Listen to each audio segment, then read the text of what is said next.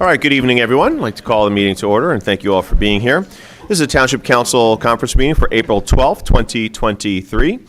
This meeting is called pursuant to the provisions of the Open Public Meetings Act. This meeting was included in the annual notice of the meeting schedule as set forth in Resolution R-22-245, adopted by the Town Council. Its regular meeting of December 20th, 2022, advertised in the official newspaper on December 29th, 2022, and January 5th, 2023, posted on the bulletin boards outside of the municipal building, and has been remained continuously posted. In addition, a copy of the annual notice is and has been available to the public and is on file in the office of the Township Clerk. Please join me in the Pledge of Allegiance. I pledge allegiance to the flag of the United States of America and to the republic for which it stands, one nation, under God, indivisible, with liberty and justice for all. Madam Clerk, roll call, please. Councillor Cummings, absent. Deputy Mayor Herlock? Present. Councillor Price-Abrams? Present. Councillor Russo? Present. Councillor Schlager? Here. Councillor Yacobelis? Present. Mayor Spiller? Present. Thank you. We'll move the agenda with flexibility. Thank you on that. And next we'll go to approval of minutes.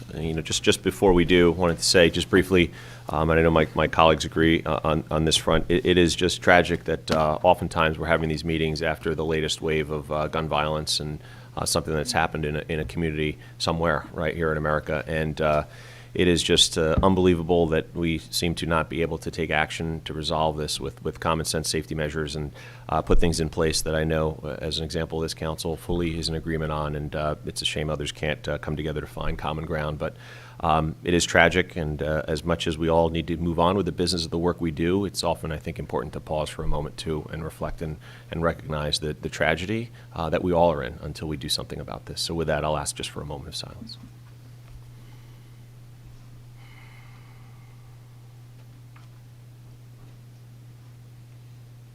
Thank you. Thank you, everyone. Next, I'd like to approve the minutes. They've been presented to us, the minutes of March 14th, 2023. Are there any corrections or additions? Seeing none, I so move. Second. It's moved and seconded. All in favor, please say aye. Aye. Opposed? Abstentions? Next, I'd like to do our two proclamations. First is a proclamation for Autism Acceptance Month. Councilman Russo, would you be willing to do that? Thank you, Mayor. Sure. Anyone here from our it's People with Disabilities Committee? I don't think they're here tonight, but that's a group that we've appointed over the years. Councillor Yacobelis, myself, and Councillor Price-Abrams go to many of their meetings. Great group of people who've asked us to put this forward because this is Autism Acceptance Month. Whereas autism is a developmental disorder that affects communication and behavior with a broad range of conditions characterized by challenges with social skills, repetitive behaviors, speech and nonverbal communication, and whereas the Centers for Disease Control and Prevention most recent report states that the rate of children identified with autism spectrum disorder is 1 in 36 children nationally. New Jersey now has the second highest rate of autism prevalence, with a rise to 1 in 34 according to the Center for Disease Control. Whereas there is no cure for autism, research shows that early intervention treatment services can improve a child's development. Early intervention services help children from 18 months to 3 years old learn important skills.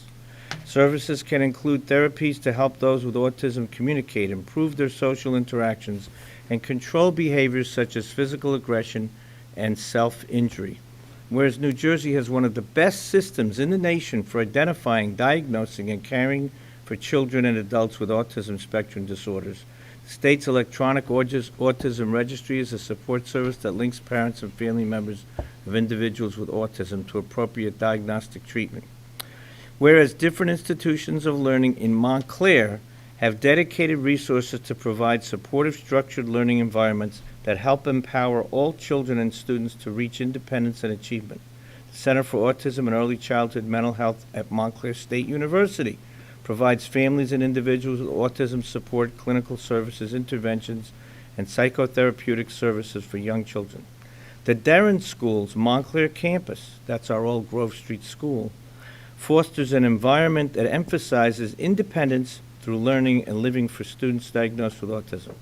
And the Montclair Public School System is committed to providing and fostering an inclusive school setting for all children, including children with autism and other disabilities. And whereas the Township of Montclair recognizes that autism represents a spectrum of people who have vastly different support needs, understanding support needs and how they can increase community inclusion is only possible by listening to the voices of self-advocates who have autism. And whereas during the month of April, the Township of Montclair is striving to promote autism acceptance and inclusion, the Mayor and Council wish to assure that each person with autism is provided with an opportunity to achieve the highest possible quality of life. Now thereby, by virtue of this proclamation, the Mayor and Council of Montclair do hereby proclaim April as Autism Acceptance Month in Montclair and encourage those who live and work in Montclair to support families and individuals as they respond to the challenges of autism and autism spectrum disorders, and also to support initiatives related to autism research, training, information, availability of services. Signed by Mayor Sean Spiller and the entire council. So I'll get this to them. I so move this proclamation. Thank you very much, and all in favor? Aye. And thank you. Oh, Mayor, I just wanted to mention, and correct me, council members, if I'm wrong, it's May 20th, I believe, and the 21st, if it's a rain date, that we're going to have our March, Disability Pride Month March in May. So it's May 20th, and it'll be here in Montclair from, I believe, about 1 or 2 o'clock to 4. And that's put together by many of the great people on that People with Disabilities Committee, particularly Alma Schneider, I want to acknowledge. But please come out and march with us May 20th. Thank you. Excellent, thank you so much. Next, we have a proclamation recognizing April 27th as Montclair Public Library Day. Councilwoman Price Simmons, would you please?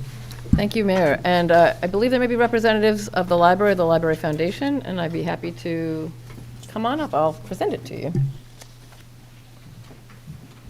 Someone take a picture.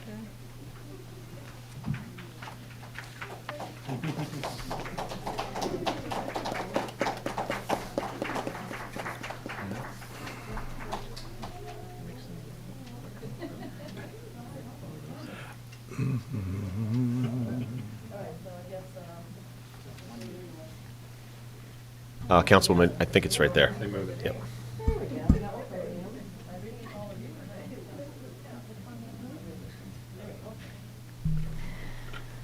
So, thank you all for turning out.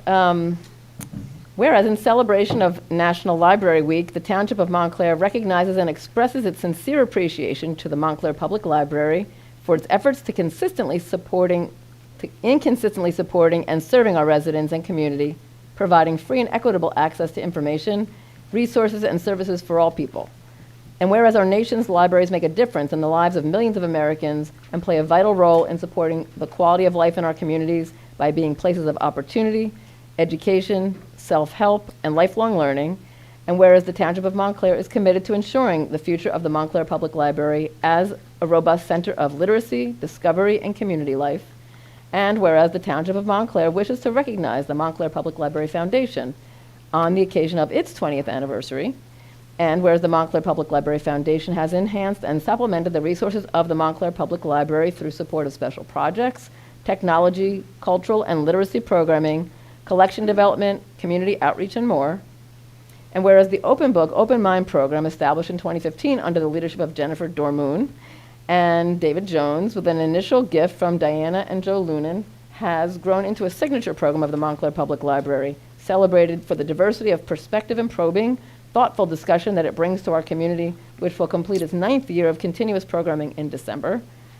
Now, therefore, the Mayor and Council of the Township of Montclair do hereby proclaim April 27, 2023 to be Montclair Public Library Day in the Township of Montclair, and we thank the trustees and many board members, staff, volunteers, and supporters for their hard work and dedication to the Montclair Public Library and to residents of the Township of Montclair. And I so move.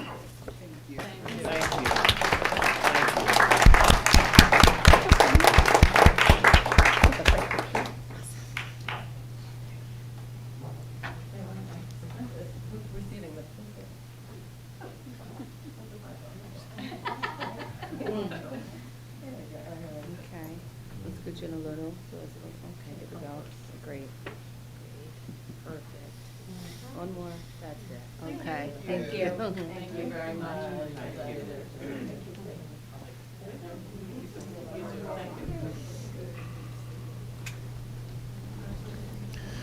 Thank you, Councilwoman, and certainly let's thank the library again for all they do in the community. Thank you guys all. Appreciate that. Thank you so much. Excellent. Well, moving forward, next we're going to open public comment. Public comment, all speakers must complete the sign-in sheet next to the podium, so please make sure you do sign in on the sign-in sheet before addressing the council. Please limit your comments to 3 minutes. You can review the clock on the wall there, so you're guided by the time. If you wish to comment on a pending ordinance listed on the evening's agenda, please make sure you comment during the public hearing for that ordinance. And I will now open it up to public comment.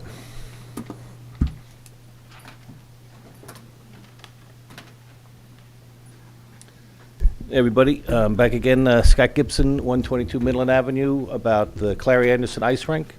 And I just wanted to confirm that I believe you guys are allocating money to start the process. So our group is ready to start yesterday raising money to build a rebuild a really nice rink. We could have a community center in there. We could have a pre-K in there too with the rink. There's all kinds of stuff we can do. The footprint, I used to be a contractor. My father was an architect. I've measured the building. The footprint is so underutilized, it's ridiculous.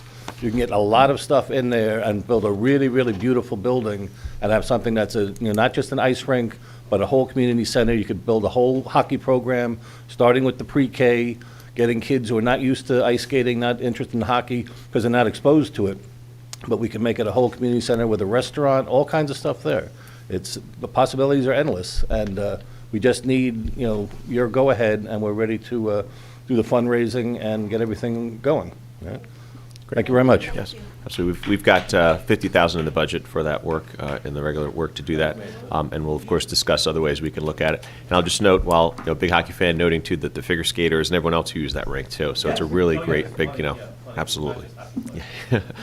I'm partial as well, but got it. Thank you. The mayor's a champion hockey player, so you should know that. Okay, good evening, Council. I'm William Scott, 23 Cedar Avenue. I'm also the former co-chair of the Montclair Housing Commission, and I'm also the chair of the Montclair NAACP Housing Committee. I'm speaking tonight in regards to the Ordinance O-23-08, the formation of new lot sizes. I just want to repeat some of the comments that were made at the March 13th Planning Board meeting in regards to the referral that came from this council to the Planning Board. What is the backstory for this change? The answer came back, Christopher Court and Pleasant Avenue. Ms. Talley said a new street creates a new neighborhood. A new street adds to the existing neighborhood. I'll give you a few examples. Hilltop Place, Hitchcock Place, Cary Court, Orchard Court, Pleasant Ward, just to name a few. And I should have stated at the beginning, being a resident of Montclair for 73 years, I've seen new one-family houses added to neighborhoods that did not change the character, it added to the character of the neighborhood. Other comments came to the forefront. Someone mentioned land assembly. Land assembly has allowed the creation of new one-family houses within the Township of Montclair. It's also used to build parking lots. The Hackensack Medical Center, Mount Side Center, demolished over a dozen one-family and two-family houses to build a parking lot. There was no outcry for that elimination of housing. There were no affordable units created in that development. There wasn't even one single penny contributed to the Affordable Housing Trust Fund for that development. Yes, there was a new medical center built in Glen Ridge, but we were the recipient of a parking lot in Montclair. Why are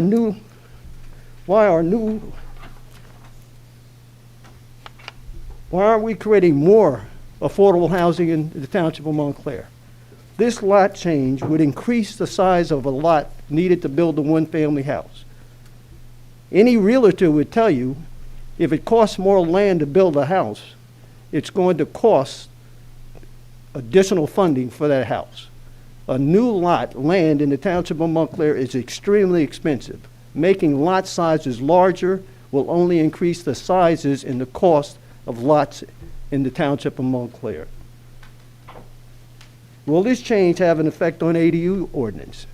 Well, if you want to put a new structure in your backyard and your lot isn't large enough, someone's going to have to make a determination if that ADU can be created because of this new possible ordinance. Why is the Economic Development Committee saying what size lot we should have in Montclair? We should have a robust conversation about any major zoning changes in this township, not just amongst a few members of a select committee. Was the RO zone houses, which are the estate houses, included in the calculation to come up with the new lot sizes? And the answer was yes. That's very troubling because this ordinance basically is trying to make a decision, should we create larger lots for one family and two family houses? To include the lots that were in the estate section is a gross miscalculation of what the real sizes of lots should be in Montclair. One comment even came back, is this discriminatory? That's unusual. Anytime that a body would be considering an ordinance and the possibility of discrimination, housing discrimination, comes to the forefront, we really should take a look at what we're doing here. My last comment, did the planning board submit the report back to the council from a referral standpoint? I haven't heard anything. There was a planning board meeting, I think, the other night. There was no discussion of the referral back to this body for consideration. That's the end of my comments.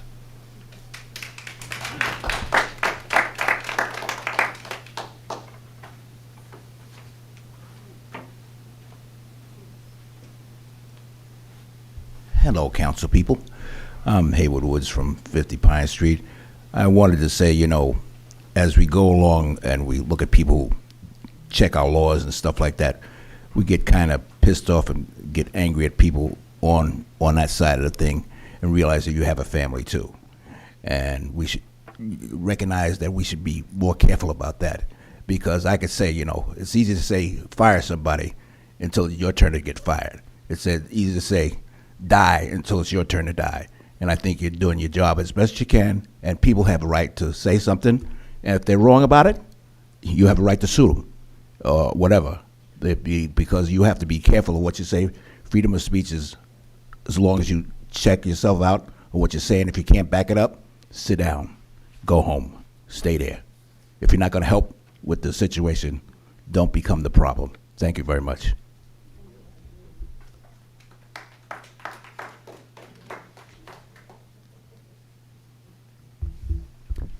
Good evening, Council. I'm Marina Miller from Christopher Street, and I'm here this evening because I wanted to ask for clarification on 3 different issues. The first, I would like to understand why Montclair's CFO, Ms. Rao, is still not permitted to attend Finance Committee meetings. And I also want to know why are Mr. Russo and Mr. Iacobellis the only 2 people on the council publicly advocating for her to join. And also would like to understand why there is dishonesty about her attendance at these committee meetings. Number 2, I would like you all to explain the rationale for why you are all choosing to negotiate with Tim Stafford on behalf of Montclair taxpayers, despite the law stating that he is allowed to be terminated at the will of the council. Number 3, I would like for you all to please explain how you can possibly be indulging yourselves in an indemnification resolution, coincidentally while having multiple lawsuits and being investigated by the Attorney General. The residents and taxpayers of this town do not want to fund the defense of criminal activities. We want to pay for usable and open pools and for completed parks and playgrounds. We want to pay for reliable transportation, for schools that don't have crumbling ceilings, and for affordable housing for our seniors and longtime residents. I'm not sure why some of you think that you are above the law and don't need to answer to your constituents or advocate in their best interests, but your time on this is up. This toxic vortex of cover-ups is a distraction from the actual issues our town council needs to address. I really look forward to hearing your answers. Thank you.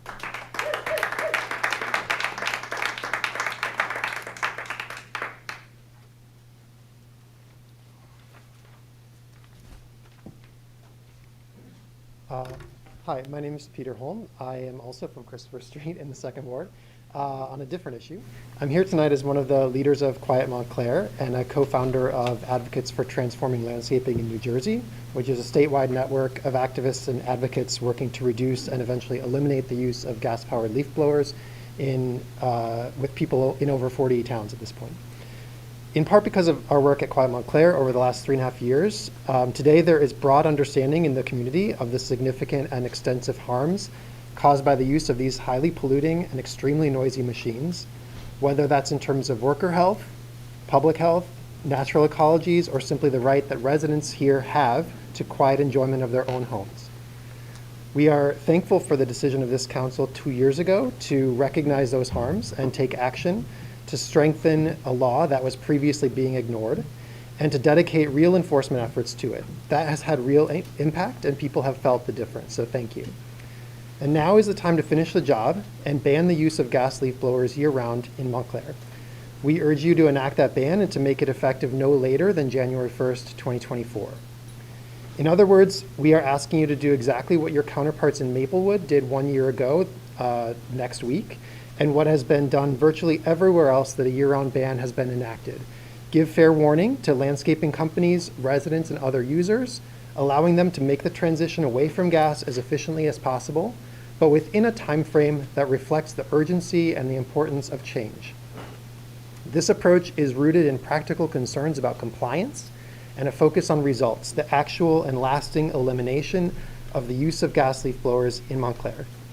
We know that transitioning away from gas carries some upfront costs, whether that means purchasing commercial-grade electric equipment, training on new techniques and approaches to land care, engaging and educating customers, and/or hiring additional labor for some parts of the year.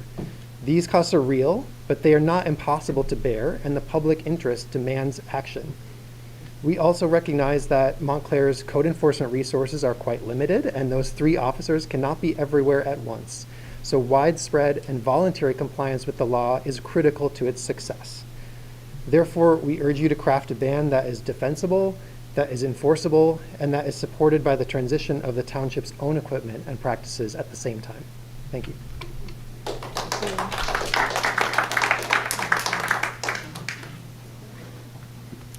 Good evening, councilors. I'm Lynn Hendy, also from Quiet Montclair. I could cite data about how gas blowers are damaging to workers' safety, children's health, and the well-being of our planet, but most of you know this because you passed an ordinance limiting their use. Instead, I'd like to speak about a problematic aspect of the existing ordinance that I hope you will remedy in a revised, complete ban as soon as possible. I frequently walk on Highland Avenue. I often stop and talk to landscapers who are not abiding by the law. Some say they didn't know about it and stop blowing. However, there are others who respond differently. They say they will stop using GLBs as soon as the town itself stops using them. I never have a good response to that. One day I was walking near a tiny park across from the Acme. 2 or 3 guys were using GLBs during the restricted period. I took a photo of them and started walking away. Suddenly, one of the workers jumped in his truck and followed me down the street. I was really intimidated. He got out of his truck and demanded to know why I was taking pictures. What happened next was unexpected. He told me he agrees with me that gas blowers should be banned. He knows how bad they are for the operators and for the environment. He said he works for the town and thinks it's wrong that the town doesn't follow its own law. He told me he's regularly harassed by landscapers who feel the town workers receive unequal treatment. As with banning cigarette smoking in bars, this is also a social justice issue. It was the lower-paid waiters and bartenders who suffered most from secondhand smoke. It is the lower-paid GLB operators who are most at risk. If you recall, businesses believed they'd go bankrupt if smoking was banned in bars, but they adapted and lives were saved. The township government must begin to observe its own law. The township's inaction puts employees and community members at unnecessary risk and raises obvious questions of fairness that need to be put to rest. It's in your hands now to act. The budget for 2023 is open for discussion as we speak. Please use this opportunity to replace our township's gas blowers with electric alternatives. Those teams deserve safer, greener equipment in order to lead the way in land care that will be better for the health and peace of our community. Thank you. What are we doing on this? Busy, we've been busy. Passover, Easter. Tony Martin, 41 North Fullerton Avenue. If I may just take a second to say that's the most interesting commentary I've heard on leaf blowers in my 26 years in town. That was really good. So I'm here to oppose the ordinance for increasing lot size. I don't fully grasp why it's in front of this body, but I did read Councilman Jacobellis's newsletter to constituents today, which I always appreciate being informed by it. And you discussed how it's important to have intentionality in land use and management. Except this strikes me as not being that. To me, in order to preserve the diversity and character of this town, we want to not do this.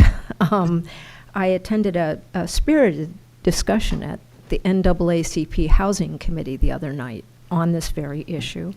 And, you know,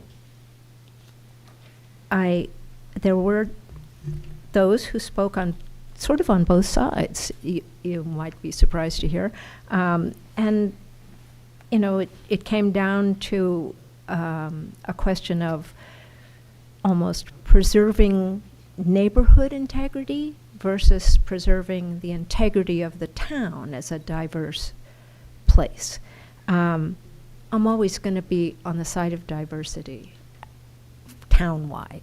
I just hope that you really study this very carefully before you move on it. Montclair's character, its diversity, is its most precious attribute in my view. My own current neighborhood, the 3rd Ward, is quite diverse in all ways, I would suggest, ethnic background, age, and socioeconomically. Other neighborhoods I've lived in here, especially the 1st Ward, not so much. The really pressing question to me is how do we preserve socioeconomic diversity in the town as a whole? I was a part of the movement for rent control. The adoption of rent control was one positive, very important step. A small step, really, though. Rents continue to skyrocket, as we all know. How does this zoning ordinance help us preserve that diversity? Please don't do it. Thank you.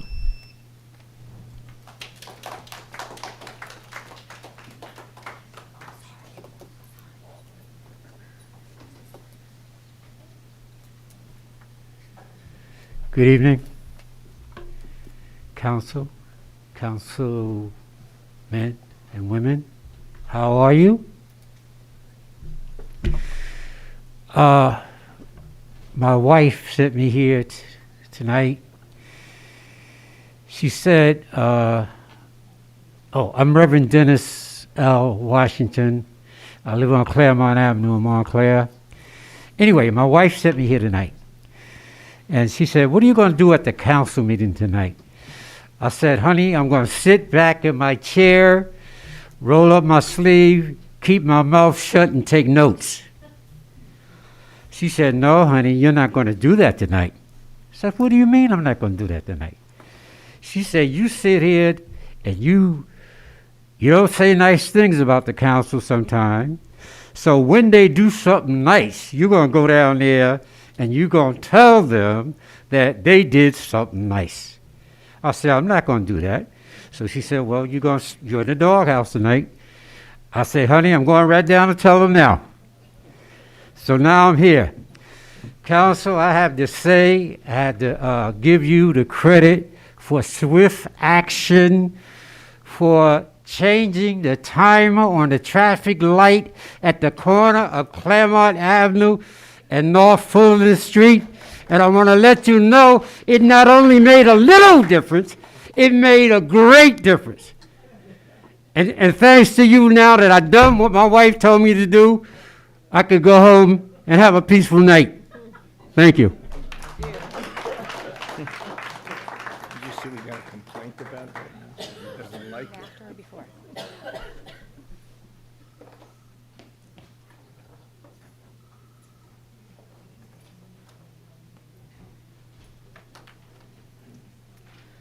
Good evening. Last time I was here, I talked about a bad government practice, of favoritism, about cronyism, about nepotism. Tonight we got to talk about being open, transparent, having some sunshine in this government. It's the right way to do things. When we have been talking for months and months, and actually I think at this point years, about leaf blowers, and no one has put forth a new resolution, what comes across is it's not really important, and you don't really care, and we don't really hear much discussion. When we talk for years at this point now about the discriminatory promotional criteria for firefighters, and nothing gets done, and the town manager who was responsible for it isn't here and hasn't been addressed over this issue, what comes across is it's not a priority, or there's something else going on that citizens have a right to know about.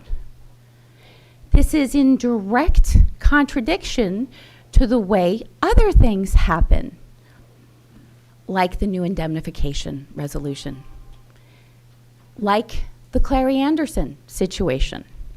No one has told us what happened to the $1.7 million that was supposed to fix it up, and no one has given any clear indication of why that is going to be torn down, except for one very late night comment that was very confusing. Similarly, at the last town council meeting, late at night, there was a quick resolution without much discussion, although thank you very much, Mr. Russo, for at least shedding a tiny little ray of sunshine over this resolution. What really comes across is it's poorly written, it's overly broad, and it's only being done to cover your butts because you guys did something wrong. Something really, really wrong. That can be done so quickly, and nothing can be done about the leaf blowers, about the firefighters, about the fire contract with Glen Ridge, about the pools. The list is so long. It's wonderful that we can move quickly to get one traffic light timer worked out, but you guys need to work much more quickly and much more transparently about everything else, because you're playing with taxpayer money and it's wrong.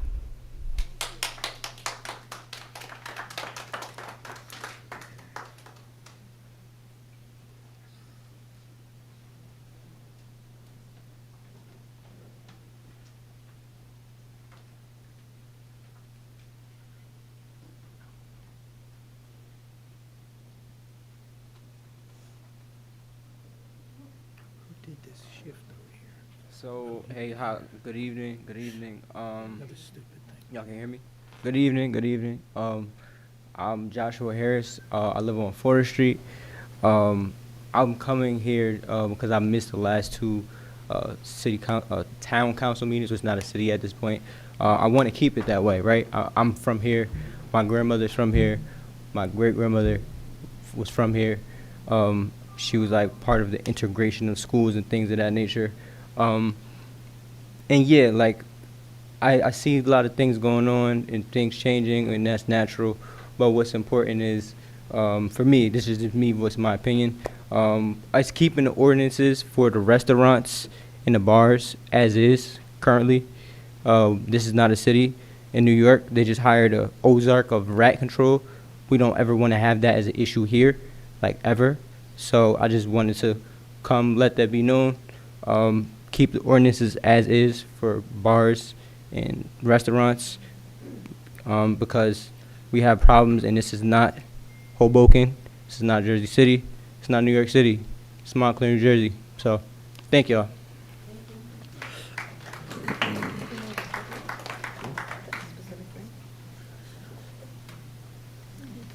Good evening, council members. My name is Johanna Coxeter. I live on Lincoln Street in the 4th Ward. It's easy to lean into hurdles, but we instead look at a viable path forward.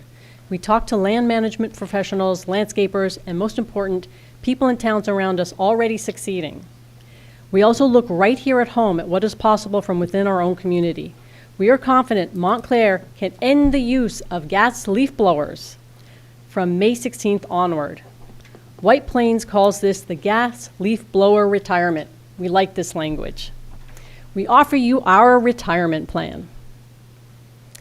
The law takes effect May 16th. No more stalling, no more excuses. We get straight to work.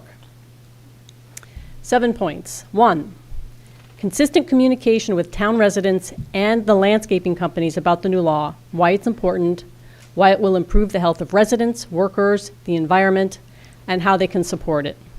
It will include an email that will reach our group committed to this cause for as long as you need us, through which we can answer any questions and help navigate concerns, offer site visits, etc.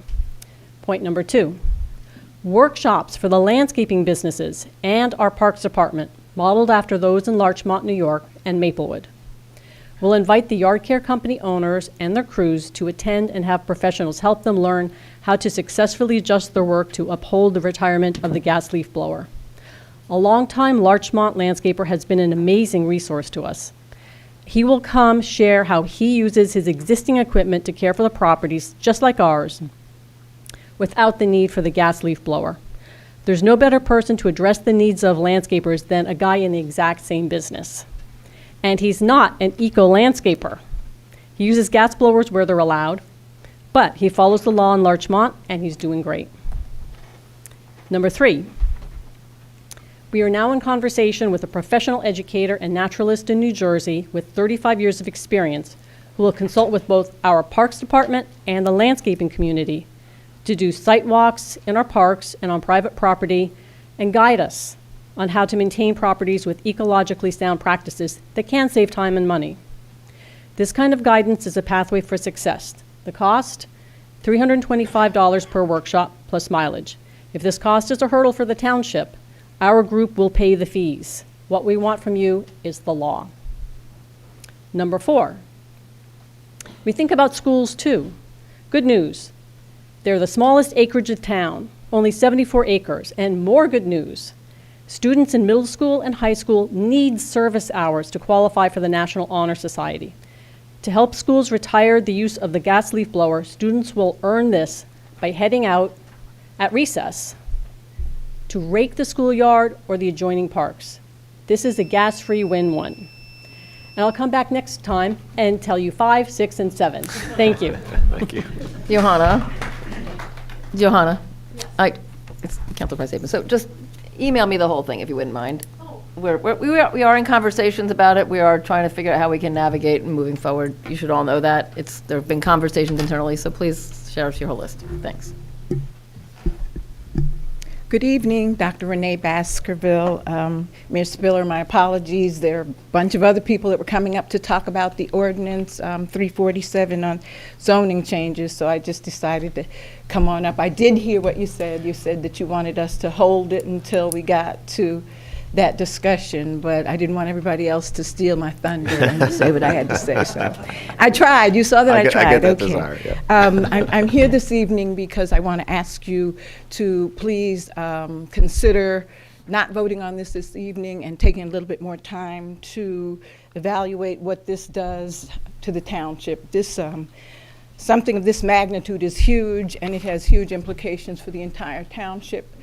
It has implications in terms of our racial makeup. It has implications in terms of the socioeconomics, who can live here and who can't.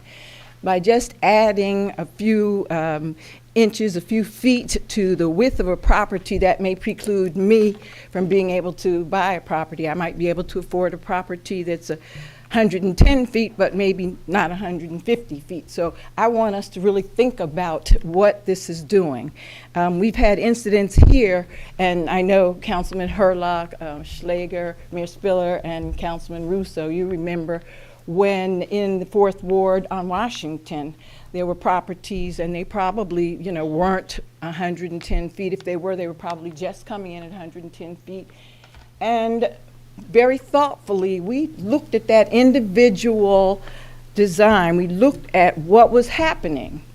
And as I recall, everybody here said, oh, this was a veteran, and the veteran has paid his dues, and this veteran should be able to stay in his home, and this veteran should be able to be here. If not for the vote of many of you council people that were serving at that time with me, maybe that veteran would have been forced out. So I just want to ask, please, that you take time, that you look at this. I think this is something that the community should have input on. I think the Civil Rights Commission should definitely weigh in. Housing Commission. I haven't seen anything from the Planning Board yet, and it's really important. When they made the initial zoning laws, they were made at a time when racism and deliberate segregation were the law of the land. And we need to look at all of the zoning, not just the width of the land. We need to try to figure out, if we want to encourage diversity and we want to afford affordable housing all over the township, what can we do in our RO zones? It may turn out that we need to encourage them to be able to break them down in smaller plots where deemed appropriate. And that requires thoughtfulness, not just coming up with a number and saying, okay, everybody vote on it, before people actually sit down and study what's being done. When people said, this looks like pick-a-pal politics, and they're probably doing this because they're responding to certain developments that have been proposed, I assured them that that was not the case, because I know you guys all better than that. But please take some time and consider not doing it tonight. I'm not sure what the urgency is, but I don't think it's that urgent. Thank you. Thank you.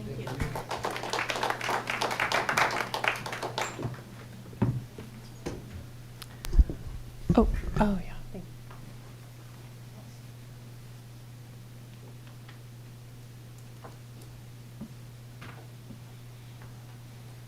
you. Hi, my name is Eileen Birmingham. I'm a resident of Montclair. I want to take 10 seconds to echo what Dr. Baskerville said. I hope that you do table this resolution until we have more until we have more clarity about the impacts on the town. But I'm here tonight to get some clarity about what's going on with our town manager. And I will say again that in many towns, the citizens of the town are able to elect the chief executive of their town. Here in Montclair, we cannot. So it is the council's responsibility to hire and or dismiss the manager. The process for dismissal is clearly spelled out in New Jersey state statute. So I am here tonight to ask you why the statutes are not apparently not being followed. I am not sure why this process has had so much drama. And it's become a distraction, and there's clearly so many other things that need to happen in this town. So I hope we can come to some resolution and move on. But a key principle of the statute is that it is supposed to be a public process. You are supposed to pass a preliminary resolution publicly, which you did, stating your reason for dismissal, which you also did. The manager is entitled to 3 months' salary after passage of that preliminary resolution. After that resolution is passed, the manager can request a public, emphasis on the word public, hearing, which it would seem that he did not do. Per statute, you would then be able to dismiss him. A recent court case made very clear that these statutes are not ambiguous, and there is a, quote, floor and a ceiling for severance when someone is released even before the end of their contract. The idea of negotiation beyond 3 months is not part of the statute. So I would ask for more clarity on this matter. The nature of the manager-council system only works when the council can dismiss the manager without having to pay out $1 million. There is no apparent reason to do this. Insurance companies should not circumvent the established process. If he would like a public hearing, then please give him one. Otherwise, please proceed according to statute. The news today about the health insurance debacle, and I want to give a shout out to our local press, Mr. Wolf here, who is just doggedly trying to hold you to account, is yet another instance where the manager failed to do his job. We all know by now that you were not entitled to health insurance through the current plan, nor a waiver payout. And the manager, as chief executive and administrator, should have figured this out, and it should not have been offered to you, period. Even if you begged, pleaded, and frankly even threatened, he should have said no. And now you and the town will be dragged through more legal proceedings on top of what we know is happening with the CFO, the former deputy clerk, the firefighters who were given a flawed exam. All of this was preventable, and the manager was ultimately responsible. Please, do what you can and follow through on your initial resolution, because this now is the time to go in another direction, or explain to us why not. Thank you.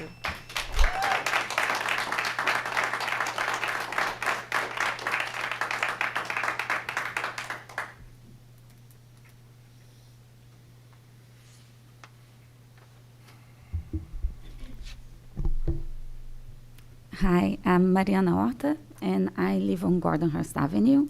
And I'm sorry to be here again tonight, but until this is resolved, I'll be here at every council meeting, as will several of us. But tonight, I came here to talk about what I'm calling the impunity ordinance. I read something in February on the New York Times that I think many of you may have read, and I'm very sad to say it resonated with me because of Montclair. It said, impunity is the exercise of power without accountability, which becomes, in its starkest form, the commission of crimes without punishment. And I'm not smart enough to write that. There was David Miliband, former Foreign Secretary for the UK, and he wasn't talking about his local council. Unfortunately, I am. And it saddens me because I personally like, admire, and respect those of you whom I know. And I believe that those of you whom I don't yet know are generally decent people who want to serve their community. I trust you. But I'm very disappointed at this ordinance because at the last council meeting, I saw you discuss it. And it seemed to me that you're discussing a defense and indemnification ordinance that would protect you, the members of the governing body of the township, who are accountable to us. And part of me is cynical and think that money wins elections. But I like to reject dystopia and think that I can vote, I can organize, and I can help elect or recall candidates to this governing body. And because you're responsive to the people, it's okay for you to have this defense and indemnification ordinance. I don't, especially a civil one, I think it's very, very important that none of you be threatened with personal liability because of the way you might vote or intend to vote in a resolution or an ordinance. You deserve and need, and I need you to have, a defense and indemnification ordinance. However, this is not. The ordinance I read on Saturday, I was on vacation in Brazil. I didn't plan to be here. I arrived at 2:30 in the morning, and I had to be here because of it. That is an impunity ordinance. That removes any accountability from so many other people beyond you whom are not accountable to the people, whom we can't elect and we can't recall. And I'll come back to discuss the ordinance later.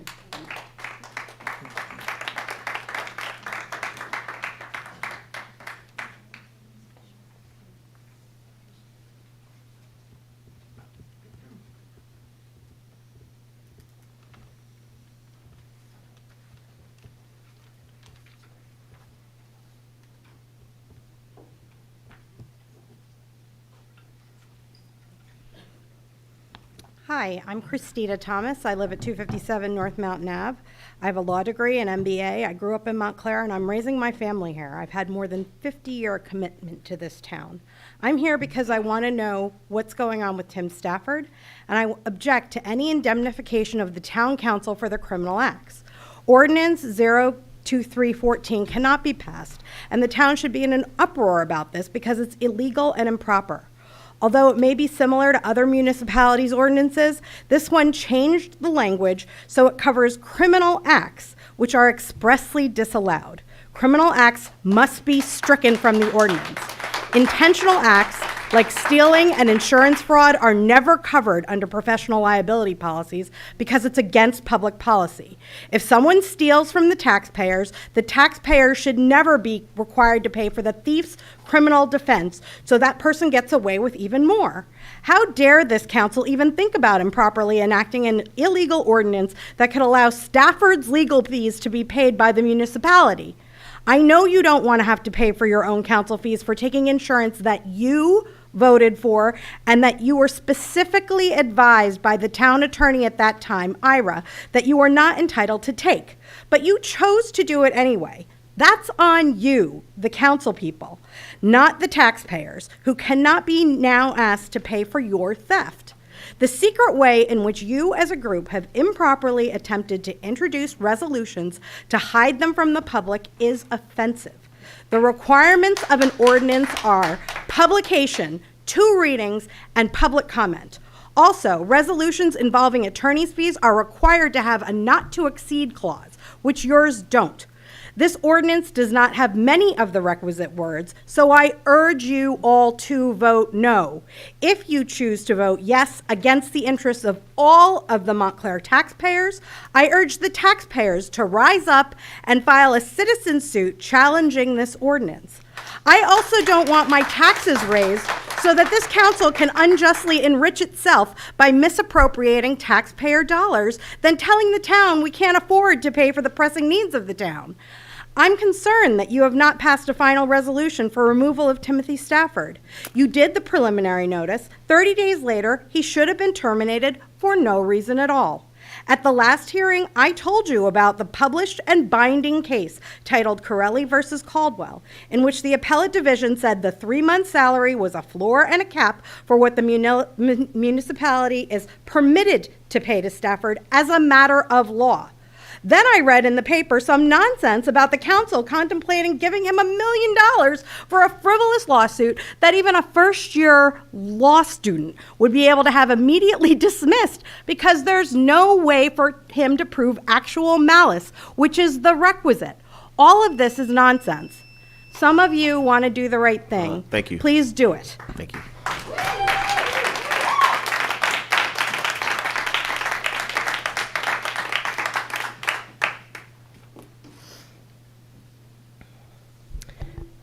My name is Lauren Berman. I live on Highland Avenue, and I'm here again about the budget.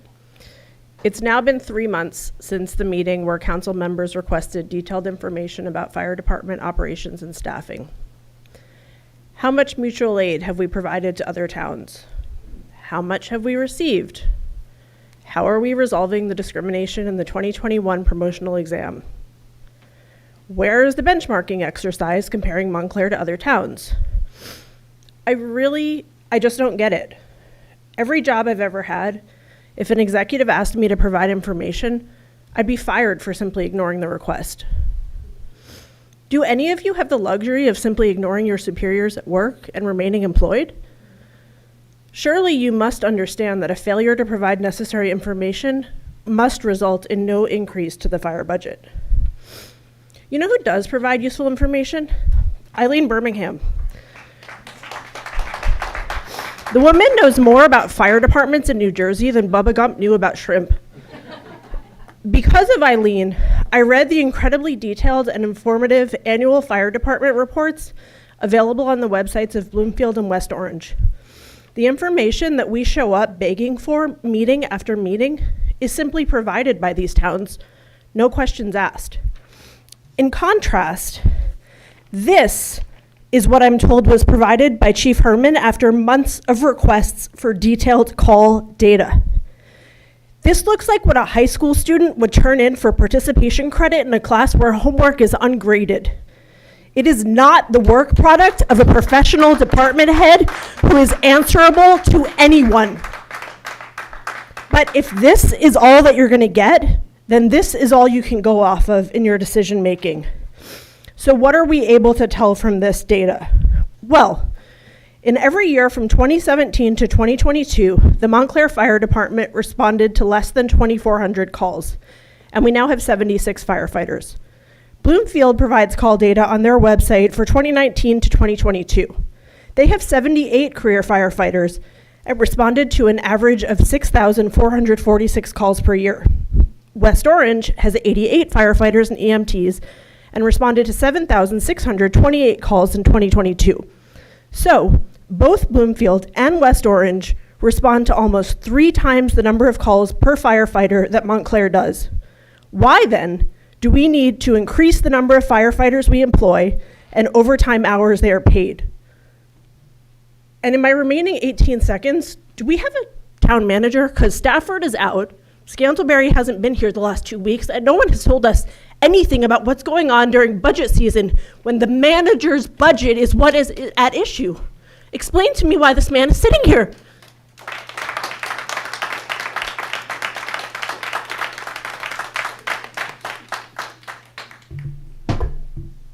Somebody ought to answer somebody here, right? I'm filling in for Mr. Scantlebury at the time. He's hopefully be back soon.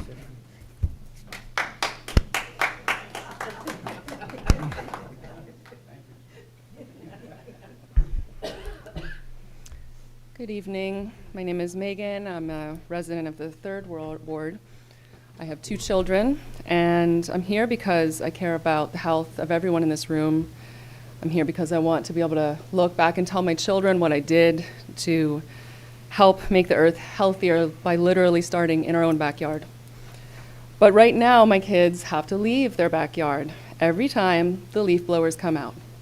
These are beautiful spring days, and I think we've all here experienced that moment that you can't have a conversation in your own backyard, on your deck.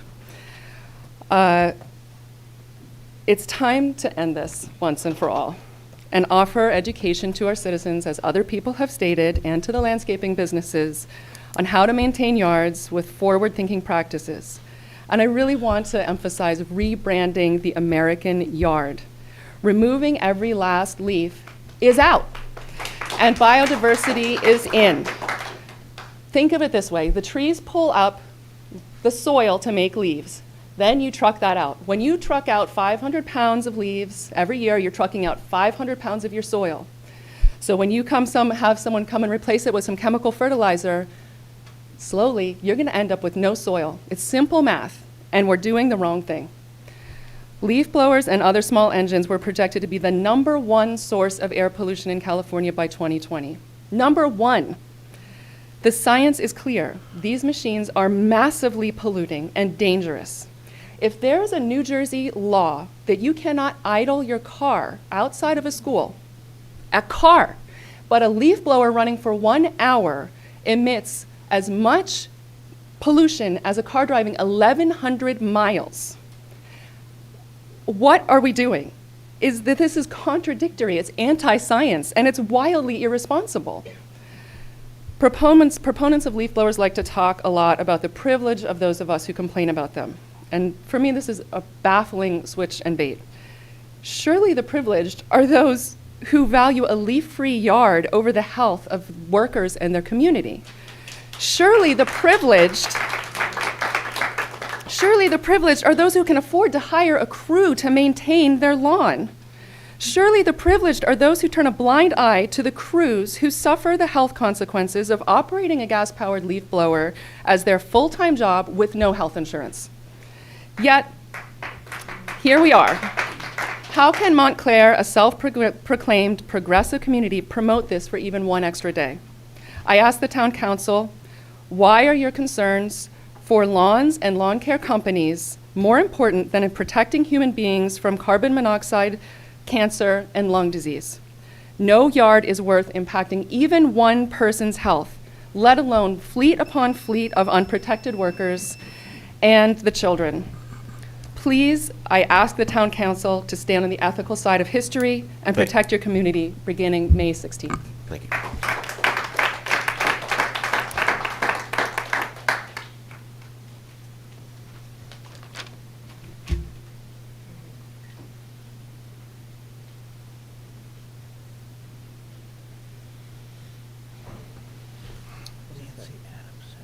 Hi, my name is Leah Katz, and I live on Central Avenue. I'm in Ward 2, and I'm a founding member of Quiet Montclair.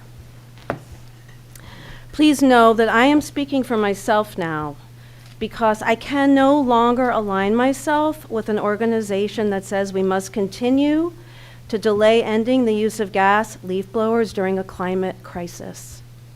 With due respect, Quiet Montclair was successful in getting the last ordinance passed for seasonal limitations, and I am grateful for this. However, 2 long years have passed since then. In that time, an entire new group of concerned citizens stepped forward, which is the only reason this is back on the table. The science and research is there for whoever wants to look. There are many deeply qualified constituents who you can look to for advice and solutions. We have tenacity, knowledge, and experience that you can rely upon, and we're waiting for you to do the right thing. I implore you to end the use of gas leaf blowers on May 16th, 2023. We have 6 more months until the fall to make this successful, and I truly believe this can be done. Several other towns have enacted successful full bans, including Maplewood, Larchmont, D.C., and now White Plains. Fortunately, private landscapers already own electric leaf blowers due to our current ordinance. To keep the town in compliance with a full ban, it will need to replace its 2 to 4 leaf blowers with electric ones, and several individuals have already stepped forward to volunteer to cover this cost. Landscaping contracts are about pricing and not about how the leaves must be removed. Contracts are constantly being made and renewed. Laws change all the time. Before smoking in bars was banned, people were in hysterics about how this would ever happen. But when the law was changed, people and businesses complied. The landscapers can and will adapt. To fully embrace positive change, we must set seasonal limitations on the electric leaf blowers, just as Larchmont has done for over a year now. There is little point in planting and caring for our essential native plants and trees if we blow away all of their pollinators and decimate their soil every day.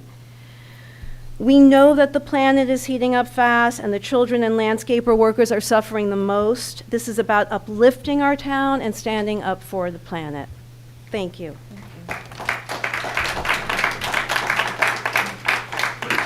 Mayor, I'd just like to respond to Leah, Megan, others who were here and spoke. I just got a message from Councilwoman Nancy Adams of Maplewood. She's in constant contact with me, has spoken to our Town Services Committee group, which is Councilwoman Lori Price Abrams, Councilman Peter Iacobellis. She spent a half hour on a conference call last week or so. Town attorneys were in on it. She's trying to keep me informed by texting directly. She's a great councilwoman in Maplewood who spearheaded this. The change in Maplewood was not as quick, but it had to be delayed for reasons other than just delay, than training or buying new equipment. And she wanted to reassure me she's watching our meeting. Now, we don't want Maplewood, do we, to be the leader in this? Do we want Maplewood to be what we follow? Let's make it really, really strong. Let's end it May 15th. When May 15th comes, that should be the end of gas-powered leaf blowers, because if you let 2 more months be done in the fall, you're just giving the same thing we've got. So May 15th. Now, electric needs to be regulated because they also make a lot of noise. And if you're talking about Quiet Montclair, which I've admired that group for years, and I have a neighbor who's a leader there, but quiet, it's not much more quiet when you've got electrics blowing all over, too. And they also blow all the junk around, every little speck. You know, I hate this stuff. My wife will tell you.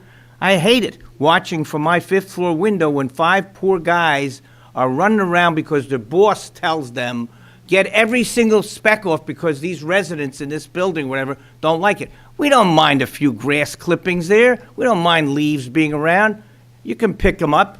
It's something that we've got to stop. And if we let it go again, because of thinking that you need to train people, you don't need to train, just put a battery in. So we're going to let people use battery leaf blowers during those months, just like we used to let them use gas leaf blowers. We've got to regulate the whole thing. This is just my position. My wife didn't want me to speak to it. I'm just telling you this. I'm not going to say anything else tonight. Just get these things stopped next month. That's it. No more. We can use electrics when we have those months that we allowed gas, but no more gas-powered leaf blowers, okay? Just like Maplewood has done. Thank you. And on that note, I am here to demand that you ban gas leaf blowers effective May 16th, 2023. You are well aware that gas leaf blowers pose an urgent and immediate danger to pediatric and public health. This is a public health emergency. You cannot delay this any further. That's not me saying that. That's Yale School of Medicine. Lung cancer, asthma, heart disease, hypertension, heart attacks, heart failure, strokes, lung disease, asthma, COPD. Should I go on? Oh, developmental disorders, neurological disorders. You know all of this. You know what all the major health organizations are saying about gas leaf blowers. This is a pediatric health emergency. Just ask the Mount Sinai Children's Environmental Health Center, who have been advocating in defense of children from toxic exposures and against gas leaf blowers for over a decade. This is a public health emergency for residents of this town whose yards and indoor air and lungs are trespassed by the 4 top-ranking cancer-causing compounds in the United States. Those on this council who refuse to do something about that are allowing that. You allow that. This is a public health emergency for unrepresented foreign guest workers forced to sacrifice their own health for a paycheck to make suburban yards look like golf courses. You allow this.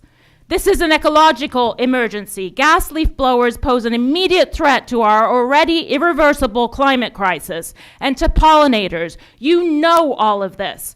At a crucial time when communities all around the world are putting human environmental rights first and banning gas leaf blowers, and the United Nations has declared that everyone on this planet has a right to a healthy environment, our own town lags behind. You sit here and allow us to be poisoned a third of the year.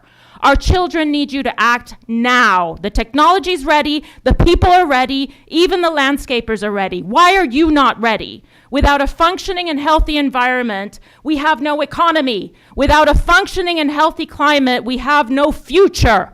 Do I sound angry? Do I sound too emotional? I am. I am angry at your inaction. I'm angry that you protect lawns and the Landscaping Association more than you do the health of my children. I am angry that you allow businesses to poison our environment under the guise of clean lawns. I am angry that you demonstrate to not understand the urgency of right now. And I will use my emotion and anger effectively, like those I learned from Bill McKibben, Sandra Steingraber, Josh Fox, and Rachel Carson, and Tim DeChristopher, whose words I leave you with so that you may understand that this anger, this is what love looks like. This is not going away. At this point of unimaginable threats on the horizon, this is what hope looks like. In these times of a morally bankrupt government that has sold out its principle, this is what patriotism looks like. With countless lives on the line, this is what love looks like, and it will only grow. The choice you're making today is what side are you on?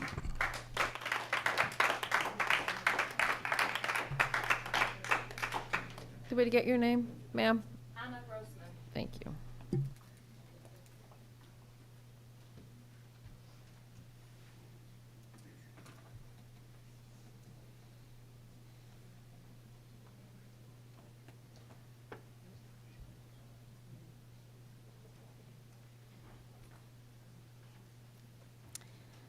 Hi, good evening. My name is Lonnie Summer Padilla, and I'm a resident of Montclair.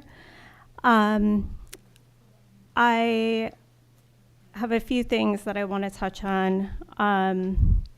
One is, I believe that there's a law that says that the minutes of the executive sessions need to be posted to the public, and I am wondering when we will see that. And I believe there may be an executive session tonight, so I'd really like to know if that will be made public within the next couple of days, because I think it's really important that we have that. I have yet to see minutes from the executive session, but apparently under the Sunshine Act and the Open Public Meetings Act,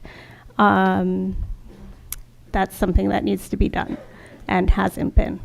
I don't know if you are aware of that or not. I know you're the town lawyer, so. We're not going to comment during public comment. Okay. Okay. Also, I am in opposition to the indemnity ordinance as well. And I'm curious, there in the local article, it said, without citing anyone by name, the suit says that 4 of the 7 current council members were participating in the plan well into 2022, and that 2 members had received annual $5,000 waiver payments from the township to opt out of the plan. The suit says that all 3 members of the finance committee were among those who received the benefits or accepted the waiver payments. The committee is made up of Mayor Sean Spiller, Deputy Mayor Bill Herlock, and 4th Ward Councilor David Cummings. I believe, at least I would assume, Mayor Sean Spiller gets pretty good health benefits through your position with the N.J.A., so I'm curious as to why you would take a $5,000 waiver from the town. So these are just some things I'm wondering about. Also, transparency. I feel like, even going back to the minutes of the executive sessions, it's really lacking. We didn't have an announcement. Mayor Sean Spiller, you sent out a weekly update. I got that. There was no mention of Brian Scantlebury having to take a leave of absence, or that we now have Chief Conforti, the police chief, as our acting town manager during budget season, which I think is really a conflict of interest. I'm not sure how that hierarchy works. I'm not sure if that's appropriate. So thank you. Thank you.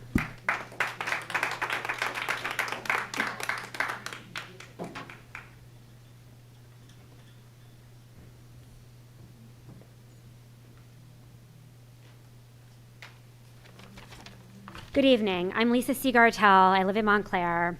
Less than a week ago, a judge in Texas issued a preliminary ruling invalidating the FDA approval of RU-486. This judge is not a scientist, but making a scientific judgment despite the fact that thousands of scientists over dozens and dozens of years supported the scientific study and regulatory approval of this medication. We know that it is extremely dangerous when non-scientists make science decisions, and that is what is happening here in our town. We have countless data points and conversations with scientific experts, including ecologists, native plant experts, landscapers, both local and in the increasing number of communities who have already ended the use of the gas leaf blower. There is no question of the science here. I say that as an actual scientist. However, a few non-scientists are ignoring the science to delay action. If your doctor diagnosed you with high cholesterol or high blood sugar, would you wait 9 months to adjust your diet? You'd be seriously misinformed and misguided if you answer yes to that. We have real scientists, botanists, ecologists, climatologists who long ago diagnosed the problem, but this community is too misguided and selfish to care or to do anything. I joined Quiet Montclair when they weren't even really Quiet Montclair. They were a Yahoo group and only a handful of people. That was over 15 years ago. I thought I could be part of a group that would actually want to make change. I am so thankful for the seasonal limits, but over the past 2 years, this has been a group full of can'ts and won'ts, while creative and intelligent scientists and residents of Montclair have dozens of possible solutions. Last summer, someone in town approached Quiet Montclair to work with them to help achieve a full ban, and they were told they did not have the bandwidth or the time. When asked if they were working on a ban, there was no answer. I would say crickets, but the leaf blowers have probably killed those crickets along with the bees and butterflies our town claims to protect. We have schools with students desperate to fulfill volunteer hours and who would eagerly rake school properties to do so. We have countless citizens ready and eager to help in any way in order to live better lives without this machine raging across town. Washington, D.C., Larchmont, Maplewood, White Plains. I know that Maplewood and White Plains passed the law unanimously, but here we have to fight for your votes to protect our health and preserve the peace. Let's add our names to the growing list now, May 16th. Let's not be fooled by a supposed phase-in. We have had our phase-in with the seasonal limits. Quiet Montclair claims that its aim is to, quote, eliminate the use of gas-powered leaf blowers in favor of quieter, safer, greener alternatives. However, they are here tonight recommending that we wait, and that doesn't add up. As town leaders, you owe it to 40,000 people, to workers, and to the environment to recognize once and for all that there is only one answer to this very serious problem. We are waiting and watching if you will do the right thing. Now, because it's so important, I'd like to finish up that list of the possible solutions that one of my neighbors said earlier. So number 5, around town. Okay, we'll finish it next time. We tried.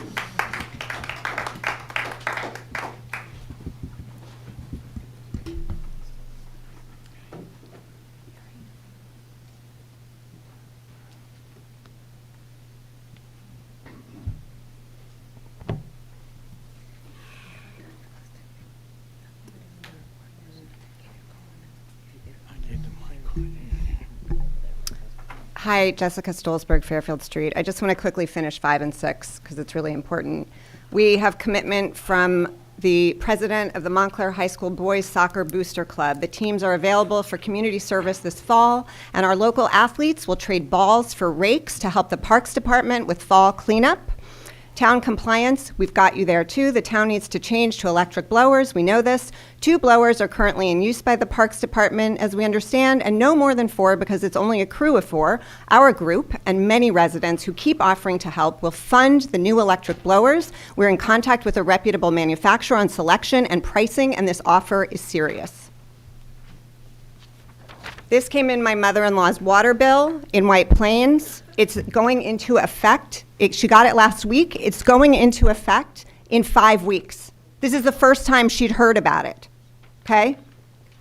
So that's her phase-in, I guess. Okay, gotta be fast. Councilor Russo, we want to thank you for advocating for this effort, and we so appreciate the time you have taken to meet with us and that you keep talking with us and your belief in the ordinance we are recommending for Montclair, which includes limiting the use of electric, which has an interesting element to it we would love for you to find out about why it will actually help the entire thing be more successful and not more complicated. Please reach out so we can explain that to you. Jonathan Franzen wrote this in an article in The New Yorker in 2019. Any movement toward a more just and civil society can now be considered a meaningful climate action. Combating extreme wealth inequality is a climate action. Advocating for racial and gender equality, promoting respect for laws and their enforcement, ridding the country of assault weapons. These are all meaningful climate actions. To survive rising temperatures, every system, whether of the natural world or the human world, will need to be as strong and healthy as we can make it. This is our 5th meeting. In White Plains, I watched the video of the town meeting where it passed smoothly with a unanimous vote. I watched the same in Maplewood, but not in Montclair, a town lucky enough to have an environmental affairs coordinator who said recently we can be one of the most environmentally conscious, sustainable municipalities in New Jersey. Ending use of the gas leaf blower is the biggest bang for your buck change you could make to achieve this, and yet nothing is happening. You are kicking a really dangerous can. Bottomless gallons of fossil fuels being burned, thousands of parts per million of carbon monoxide spewed, thousands and thousands of human beings being adversely impacted, ecosystems being wiped out. Do you really want to be a town that says yes to all of this for even one day longer, when all of the hurdles can be jumped and all of the false narratives can be debunked? The gas leaf blower is a climate story. Municipal intransigence is a climate story. What kind of story does Montclair want to tell? What kind of ending do you want this story to have?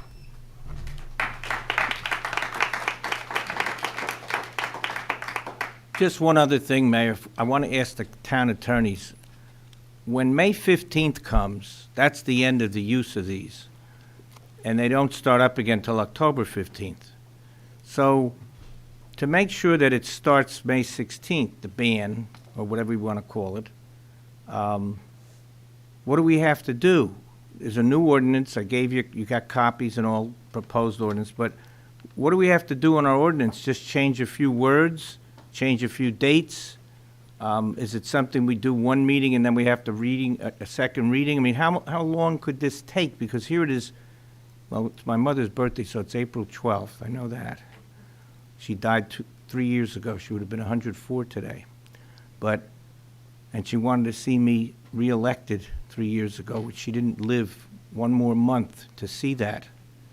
And I'm glad she's not here to see all the stuff I have to go through now, okay? But I just want to know what the timing. These folks keep coming to us asking us to do something which we never do, and I want to know from you, the attorneys, what do we have to do? Or maybe from the manager, or maybe from the clerk, or somebody who does this on a full-time basis, you know, and gets paid to do it while we're volunteers, basically? To respond to you, Councilman Russo, would be an amendment of the ordinance. Amendment of the ordinance. That's requires a first reading, introduction at one council meeting, and then at another council meeting, at least 14 days post, there would be a second reading, a public hearing, and then a vote to adopt. Then the ordinance would not go into effect until 20 days after, on the wait period for the ordinance to go into effect. Unless we do what? Well, you could pass a resolution for an emergency so that the ordinance takes effect immediately, but you'd have to have a just reason why you were making that resolution for the ordinance to go into immediate effect. You have a good reason, health. But let me just ask you then, that could be 2 months that it would take, the way I calculated, 2 months. But if it ends May 15th, and we don't do it till, because of the timing, we don't do it till like June or July, there's no use going on at that point anyway, so we just don't have it start up October 15th. That's the key here. We don't want it to start up October 15th again. So I think we have time, but I just want to get it straight, so when you guys can give us an amendment that might do what many people are asking, and you consult with myself, Councilwoman Price Abrams, and Councilman Yakabellis, who are working on this as a committee, just so you all know we're working on it. But I don't want to see the can kicked down the road again too long, you know? That's just my view, and I appreciate you as lawyers getting something together that could do this. Thank you. Sorry. Just trying to get everybody to understand what's going on in this government. I'm a teacher, okay? Political science, public administration professor. I've been teaching for 40 years. My classes usually have a lot to say like you folks do, but, you know, my fellow professors up here don't.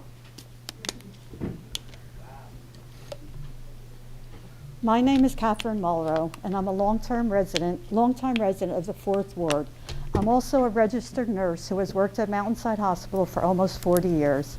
I am here to ask Mayor Spiller and my councilman David Cummings and the entire council to please vote to end the use of gas-powered blowers, effective this spring.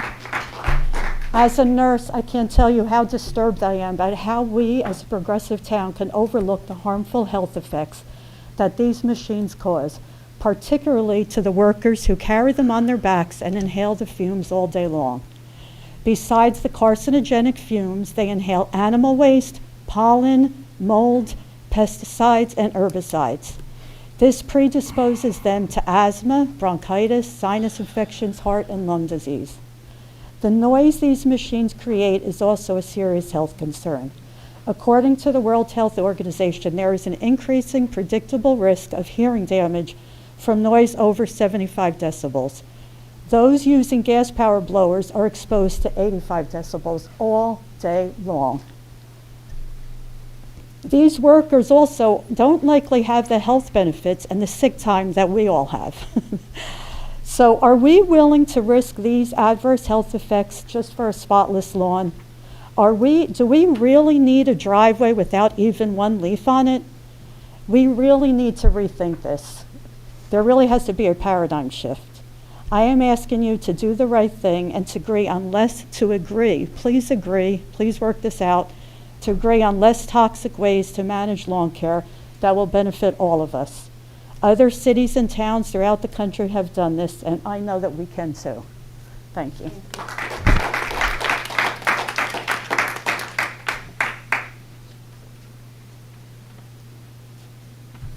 Hi, my name is Joel Katz. You heard from my wife Leah a little while ago. We live on Central Avenue in Ward 2. So historically, Western industrial societies have produced many products that in the name of science have been marketed as improvements to our lives. Lead gasoline, introduced in the 1920s, has since been recognized as a leading contributor to ozone layer destruction and was banned in 1975. DDT, marketed as an insecticide starting in 1939, was later recognized as a powerful carcinogen and was banned in 1972.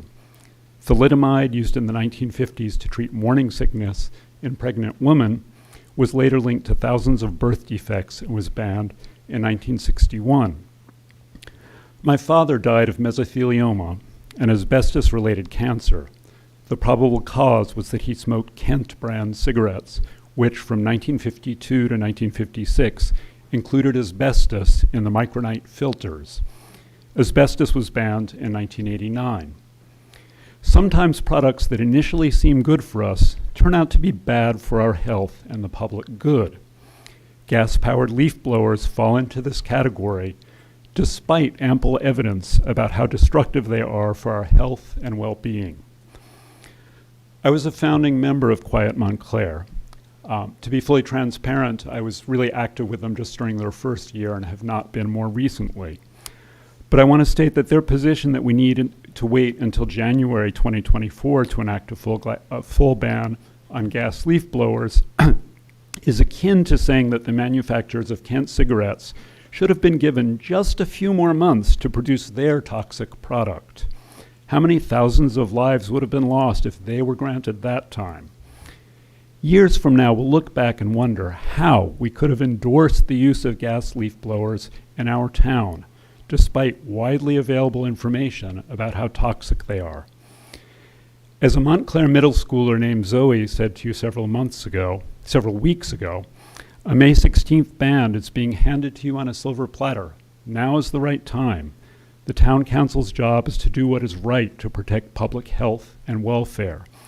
I implore you to do the right thing. Thank you, Spike Lee, for that phrase that's come up so many times this evening, and deploy a full ban on May 16th. Thank you.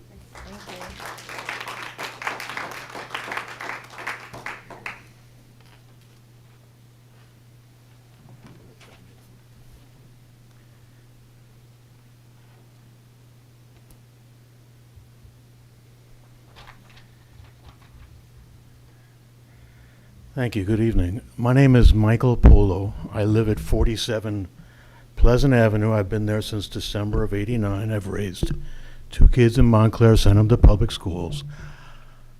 My wife was a prominent attorney here in town, Mary Wonder Polo. She's no longer with us.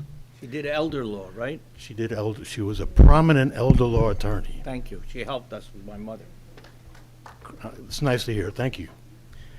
So I've got roots here, and like others tonight, I'm here to ask you to please protect me and my community from the effects of gas-powered leaf blowers.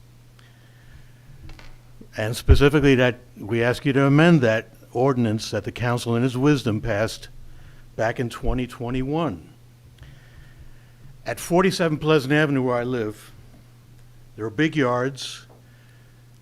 Just behind me is a senior home, 2 instances of congregate housing, and a multifamily. They all use leaf blowers to care for their lawn. Then on the other side of Pleasant Avenue, in front of me, there's at least 2 or 3 homeowners who do. The cacophony. Well, the work is subject to the weather, so they can be there at any time of day, any day of the week. Sometimes there are multiple ones showing up on the same day. Some of them use 2 or 3 leaf blowers at a time. It's impossible. Some of the workers may be wearing leaf protection, but who protects the adjacent homeowner when this racket is, when this outsized impact of this high decibel noise is let loose on us? So I'm asking you to protect me and my community from this public health hazard. I ask, how can we justify continuing to use these fossil fuel guzzlers when we know that the carbon monoxide and hydrocarbon emissions from 1 hour of leaf blower is equivalent, this was said earlier, is equivalent to an 1,100-mile drive from Portland to San Diego in a Ford F-150. And that comes from Edmunds, the auto industry resource. I didn't make it up. How can we continue like this in a time of climate crisis? We are a forward-looking community. We should be taking a lead on this issue. How is it that Maplewood is ahead of us on this? We need you to send this message to our landscaping friends. We are not coming for all of their 2-stroke engines, just this extremely loud and highly toxic one. Conversion to electric blowers gets a quick return on investment, largely because of the gas savings. The power output, the battery capacity, the battery longevity, and price are all competitive. Thank you. With gas-powered already, huh? Yeah, it goes back. All right, it's not rocket science. It's battery technology improving all the time. Given the noise pollution and all those other reasons, please protect us. Thank you. And Mike,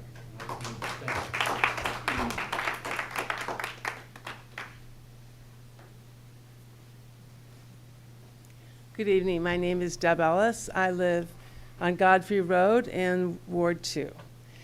I am one of the founding members of Quiet Montclair, and there's been a lot of talk about Quiet Montclair tonight, and I don't want that to be the issue. And I want to just restate what my colleague Peter Holmes stated, which is that we support a full ban no later than January 1st. And if you guys can do it by March 15th, or as Mr. Russo was pointing out, I mean, anytime between now and October 15th is in effect October 15th, right? So you have plenty of time to pass a law. If you can do it by then and comply with it. We are very worried as the people who have not only helped to urge the council initially to pass this law, but to enforce it. Okay, we are really concerned that gas leaf blowers are not used anymore. I'm a lawyer. I've worked in social justice for a long time, and I know a law is the first step, not always the final step. I'm very concerned. I have been concerned for years that the town does not follow the law.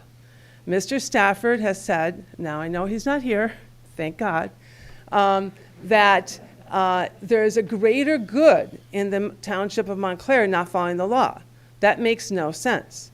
Do we see that the police officers or the town employees don't have to follow the speeding laws because there's a greater good? Of course not. There is absolutely no rationale for the Township of Montclair not following this law. The Township of Montclair has a lot of acreage. And so the township has to itself follow the law because, as my colleague Lynn Hendy talked about, it leads to landscapers, some of them don't follow the law because the township is not. So Quiet Montclair is very cognizant of the compliance issues, and we want this law to be complied with.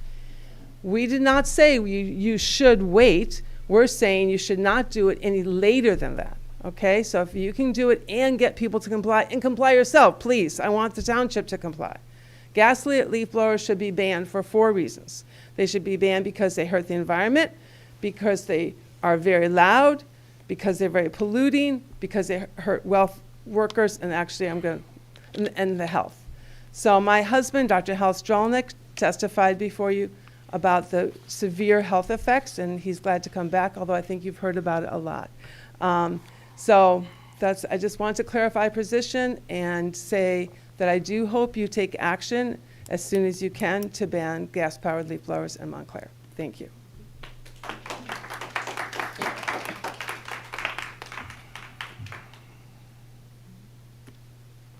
Praise the Lord. Marcellus Medeiros, 15 Mountain View Place. They've been talking about the leaf blowers for like 2 years, because I remember right after the when they stormed the Capitol, I was attending council meetings, and I remember them and commenting how organized they were. And so when I'm walking around town and I'm still hearing gas-powered leaf blowers, that was like a huge sign to me.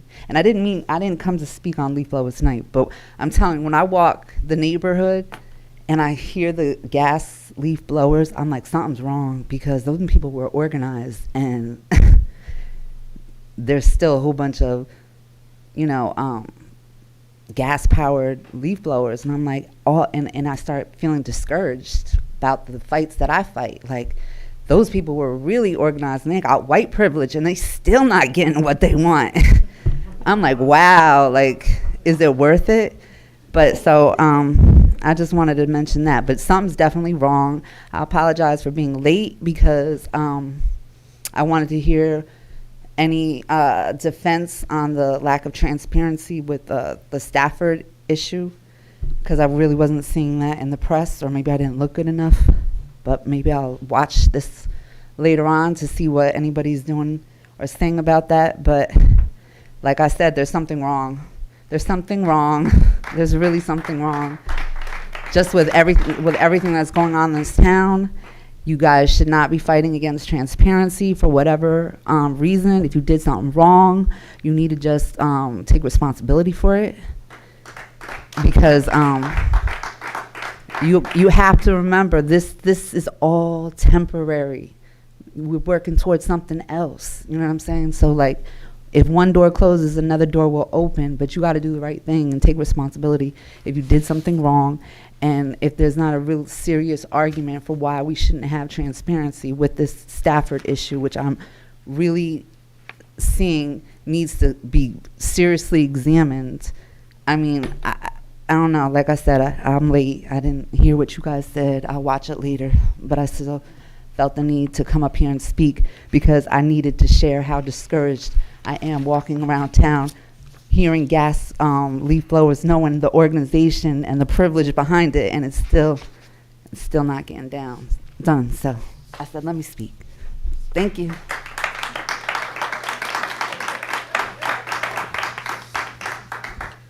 Okay, thank you very much. With that, we will close public comment. A couple things, just briefly wanted to note specifically. Though I was not at the last council meeting, I believe didn't hear that the acting manager was not feeling well, I think, at that meeting, right? So I believe he's out medically right now. So again, we won't get into personnel, but okay, gotcha. Okay, so thank you very much, and we understand people get sick, and actually with COVID, what we've said and always said is don't be here if you're sick, or don't be anywhere if you're sick. So appreciate that. Wanted to note that I did hear it before, noted in public comment, something about tearing down Claire Anderson and some other pieces. That is certainly, I think, no one's intention without plans and making sure that that great town asset is ready and available for people to use. So just wanted to note that.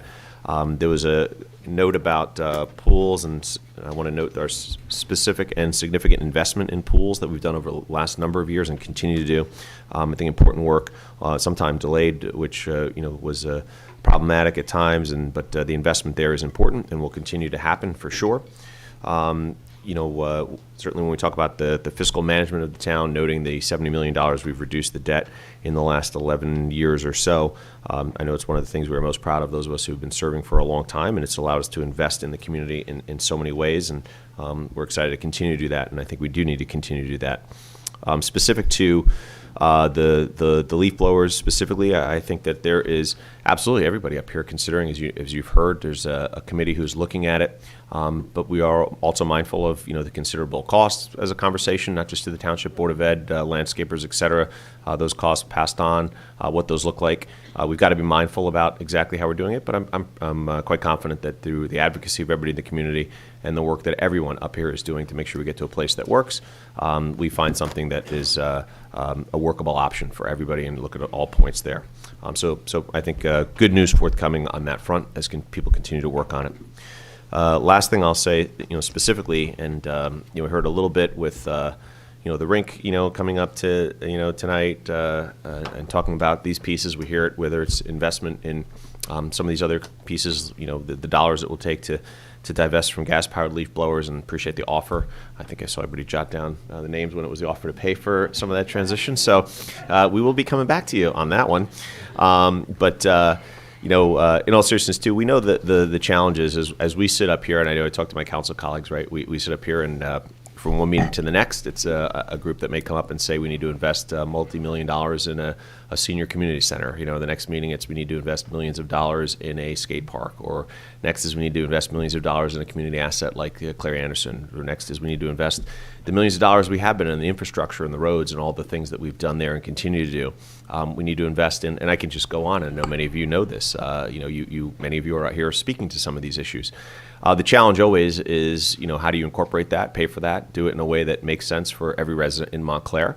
I will say, my leanings at this juncture are to work with our financial team to say, how can we do as much of this as possible in a way that best serves residents and moves us on a path to accomplishing a lot of these things. And why I say that is, when we look at a police building that absolutely needs upgrades. Quite frankly, it's out of compliance in so many ways. When we look at the desire for those community centers and other pieces, we have worked so hard to reduce that debt by $70 million, achieve that AAA bond rating, so that we can look at creative ways financially to say, if we're going to make these investments over the next, fill in a number, 10, 15, 20 years, right? Does it make sense to do that $3 million at a time, $4 million at a time, a little bit here and there, and take that long to get these things done? Or because of the bond rating we've achieved, because of the investments we've made in paying down debt, do we do something more rapidly and make sure we take care of those and invest at a time when we've worked so hard to make that happen? So I certainly will be asking, I know many of my colleagues agree, that we should look at this and see, is there a way comprehensively we look at these pieces, make sure they happen in a more expedited manner, and take advantage of the hard work that, quite frankly, we've all done and the community has worked towards as well for the last 11 years or so, or if not a little bit longer. So, more to come on that front as well. I know that we would like to look at a subcommittee, doing some of those work and seeing the capital infrastructure processes that we might look at, and specifically, I think I mentioned some here just before, but really investing in ways that get us on track to what we've already started the down payment of, right? Whether it's acquiring properties we already have, to look at a space that might work for a municipal complex that includes a community senior center, but we know there's significant additional dollars for that, whether it's looking at the rink, as I said, which a lot could happen on that site. We heard from a resident tonight, but we've got to put considerable dollars in that as well. Skate park looks awesome, right? And touche, right? Good stuff, but you want to add more to that, make it better, and put the commitment that we want there. There's just item after item, and for me anyway, it's a spot where I don't think any of us, we certainly don't enjoy, and it's a tough call. And we've got to hear, do you try and help fund something for seniors versus the younger kids who are coming for a skate park? Do you do that versus the community asset versus the roads you still have to pave and the lines we still have to replace, water lines, sewer lines, that if you wait till they break cost us how much more when that happens, right? So there's a lot of pieces that we put together and look at, but I think comprehensively, always things don't happen as rapidly as certainly we want, and I'm sure residents want, and we as residents, ourselves included, want. But we are looking at all these pieces, and certainly I am proposing a broader look in terms of all of those things. And I know, especially those who've served over the time and those who've been very active over the last number of years here serving with us, we've really, really, really worked hard to put us in that place, to have that AAA bond rating and those dollars in debt reduced. So is this the time to see how do we look at that and invest wisely going forward? What we've shown is that you can be good fiscal stewards and also invest in the things that are needed. And this is an example, and I think a time to look at that now as we move forward. So certainly something we'll continue to look at and go forward with there. With that, we have a number of ordinances, and I know a couple people did want to come back up and potentially speak to them, so let's go through it. So next is Ordinance O-23-08, which is an ordinance to amend Section 347 zoning of the Code of the Township of Montclair, New Jersey, with a minimum lot depth, and I so move. Second. It's been moved and seconded. I'm going to open the public hearing without objection. Is there anyone who objects? I'm not hearing any objection. Is there anyone who's present who wishes to be heard in relation to the proposed ordinance?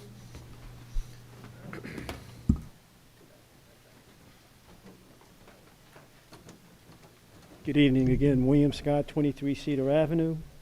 And I mentioned all the different committees that I had participated in, but I want to start from a standpoint that I was the former co-chair of the Montclair Housing Commission. And during the 2021-22 timeframe, Mr. Jacobellis was the liaison to the Housing Commission. Not once did he bring up a concern about one-family houses being built in Montclair. He never brought up a concern of the ravaging of the 4th Ward as it relates to Mission Street, New Street, Hartley Street. The list goes on and on and on. The number of houses that have been flipped in that particular area is, you can't even count. It's on a daily basis. So to put an ordinance in place to protect a certain segment of the Township of Montclair and said there's a concern, to me that was almost a dog whistle. Very concerned about that. But I'll just move on to the standpoint the Department of Planning and Community Development did an evaluation on one family and two-family lots throughout the Township of Montclair. In the in the ordinance, it did say, however, the analysis did not adjust for very large lots in the ROA and RO Mountainside District. What they forgot to include was in 2006, there was a rezoning of 230 properties that were multi-family and townhouses into the R1 and R2 zone. A minimum, when those lots were established, the requirement was 1 acre.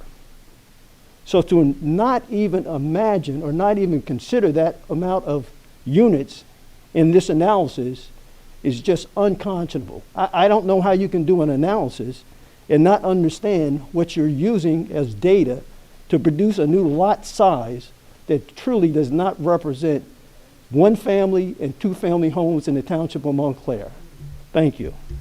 Oh, I still have a few more seconds. Well, I think what we really want to make sure, we're going to start talking about the master plan. And I think what's really important, in one section of the master plan, section 2.0, house township-wide strategies, the very last sentence. The planning, coordination, and requirements, the stakeholders that should be involved in any redevelopment project should be the Historical Preservation Commission, the Environmental Commission, the Housing Commission, and the Capital Improvement. I think when we're reevaluating the master plan, any major changes dealing with zoning should go before those bodies as well. And there should be no reason for minimal input from those bodies. It should be mandatory that those bodies are included.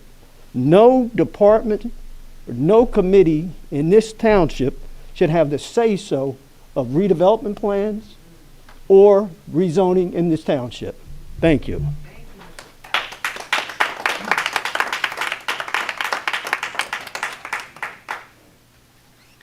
Thank you, Mr. Scott. I would just also like to point out to this town council, we are in the midst of a housing crisis in America, on the East Coast, in New Jersey, and in Essex County. This will make it worse. If you're going to think about doing this, you need to have all the appropriate parties involved, having an opportunity to comment. It needs to be done deliberately and not swung through quickly. Thank you.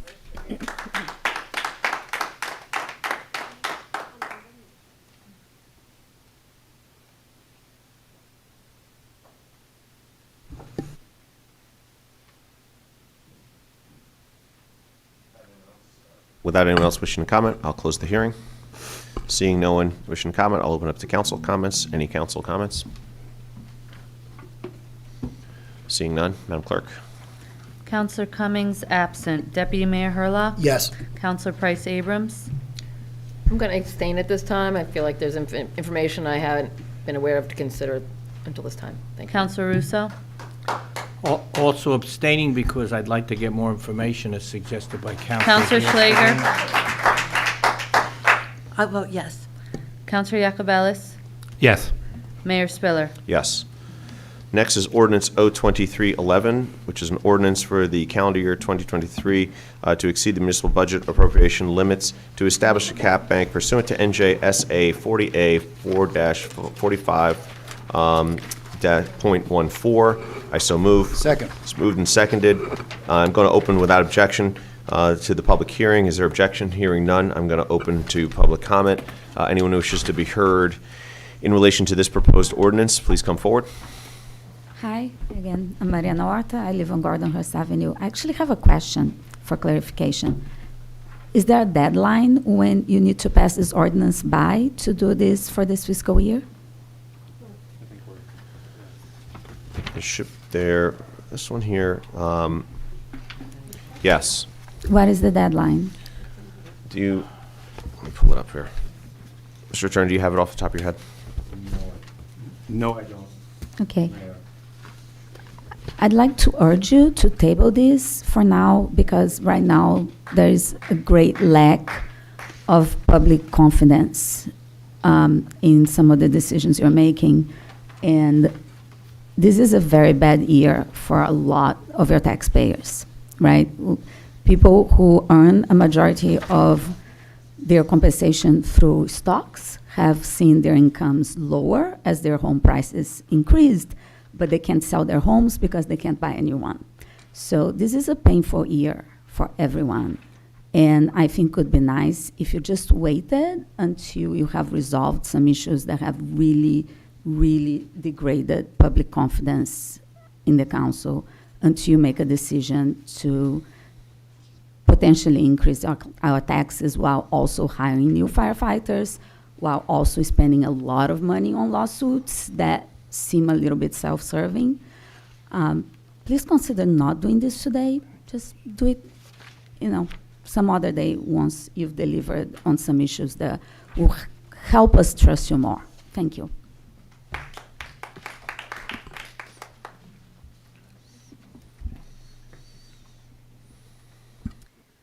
She took the words right out of my mouth. I also would encourage you to table this.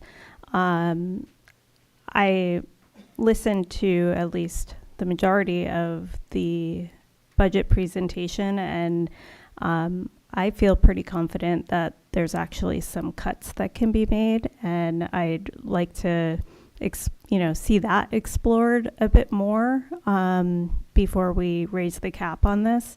And all of the other reasons that she just gave, I wholeheartedly agree. Thank you.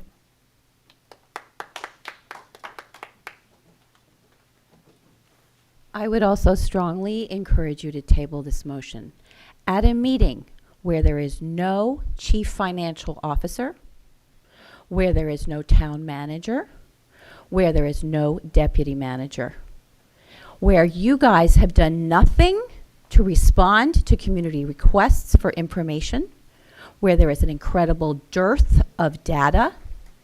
It's incredibly irresponsible that you would consider doing this. Now, we do have a deadline coming up, but what I'd like to know is how many times in the last decade has the county followed the deadlines? How many other towns in this county follow the deadlines? Or is it common and regular that no one follows these deadlines? So if you really wanted to delay it, you could, and stop hiding behind these deadlines. Thank you.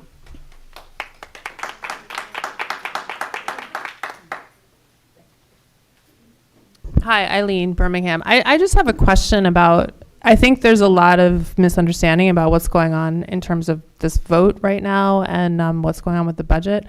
And the CFO was cut off, was it last time or the time before, when she was trying to make her presentation. And I'm just wondering when she'll be back so we can have more clear discussion about the budget. Will that?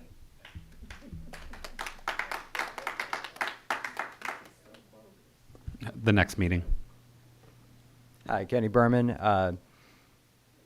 resident in First Ward. So before you vote on this one tonight, I'm curious to know how much due diligence have you done with the existing proposed budget? This is time for your comments, and then we'll answer as we move forward on our Well, ordinance. my concern is that if none of the counselors have done any due diligence on the proposed budget, how do you know that you can vote on a cap increase right now? So I would implore you, I would recommend, if you haven't done any due diligence on the budget, that you table this motion for now until such time that you can do your due diligence, which I find hard to do if the current proposed budget is the town manager's budget and not one that's been fully vetted by the finance committee, and you don't have the interim town manager here to be able to speak to it. Thank you.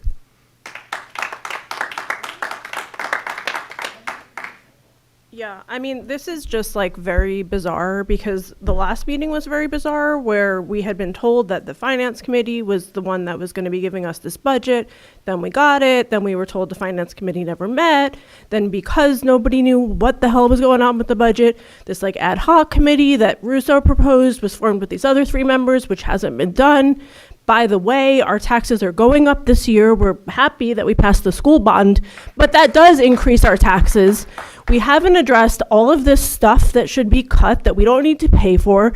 You know, now we, thank God, are getting more money for the water contract. Like, how does that impact it?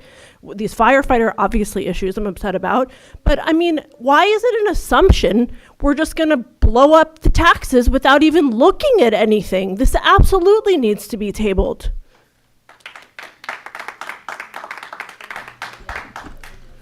Seeing no others without objection, I will close the hearing. Is there objection? Hearing none, the hearing is closed. Just specifically note for the record and certainly everyone listening, this, first off, is the recommendation that comes to us every year with the budget. It comes from the CFO herself directly.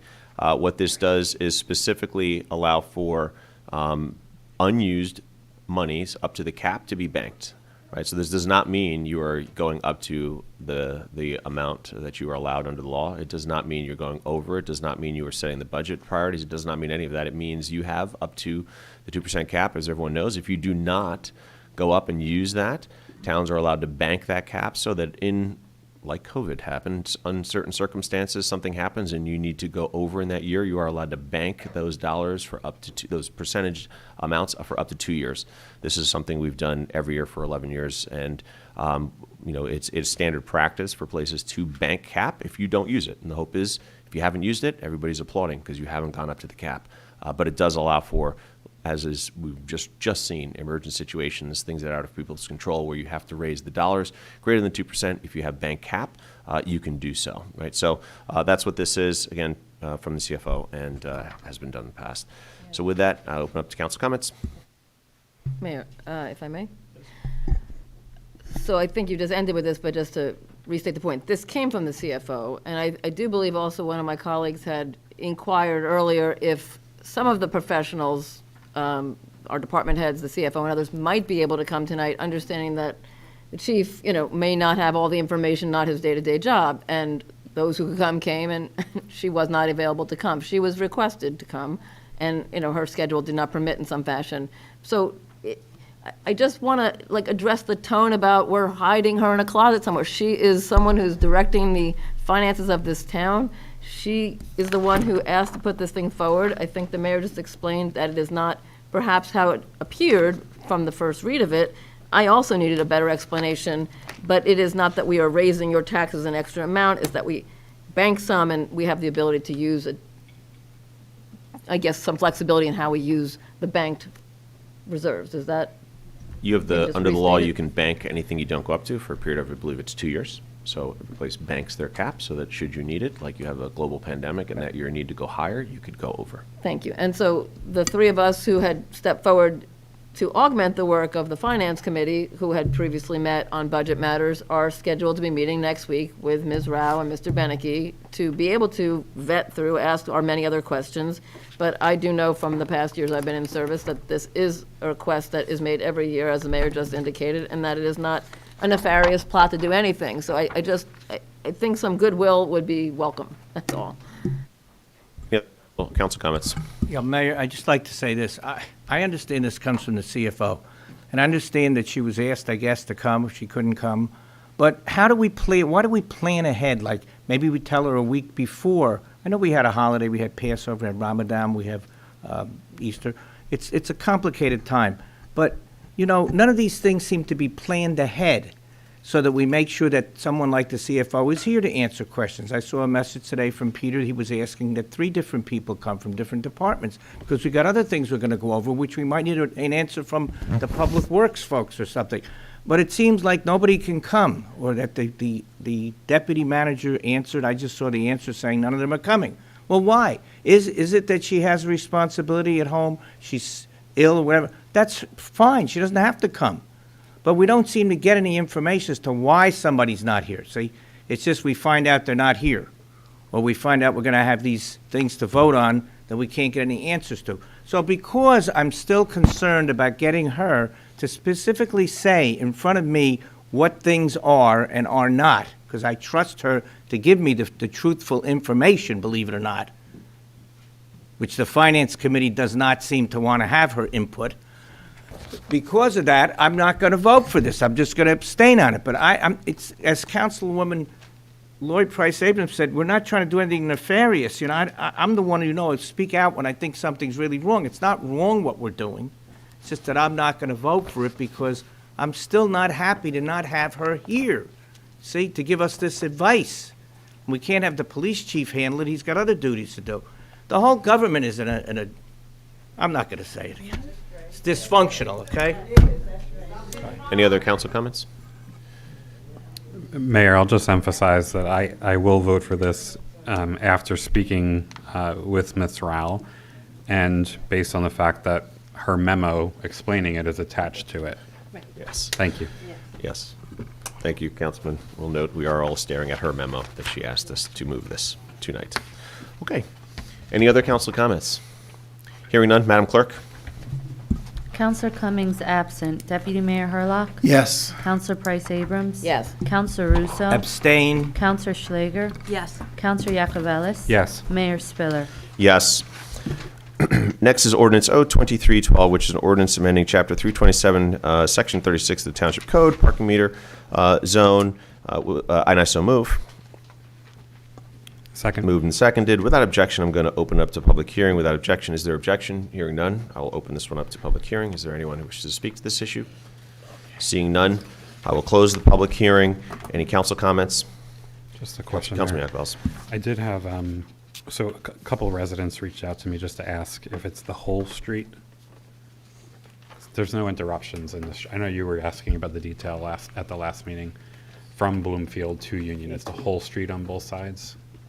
Do we know? Good. It's the full street on both sides. Is there any, of Gates Avenue. is there any way to carve out, there are a few houses, like there's obviously commercial, I know there's municipal lot, Verizon, you've got the Greek restaurant, you have the new development next to the Greek restaurant, but then there's a row of a few houses, so just those residents are asking to be able to park in front of their own home during the day. Right now, they enjoy up to 4 hours. I would believe that would have to be a question asked of the parking director.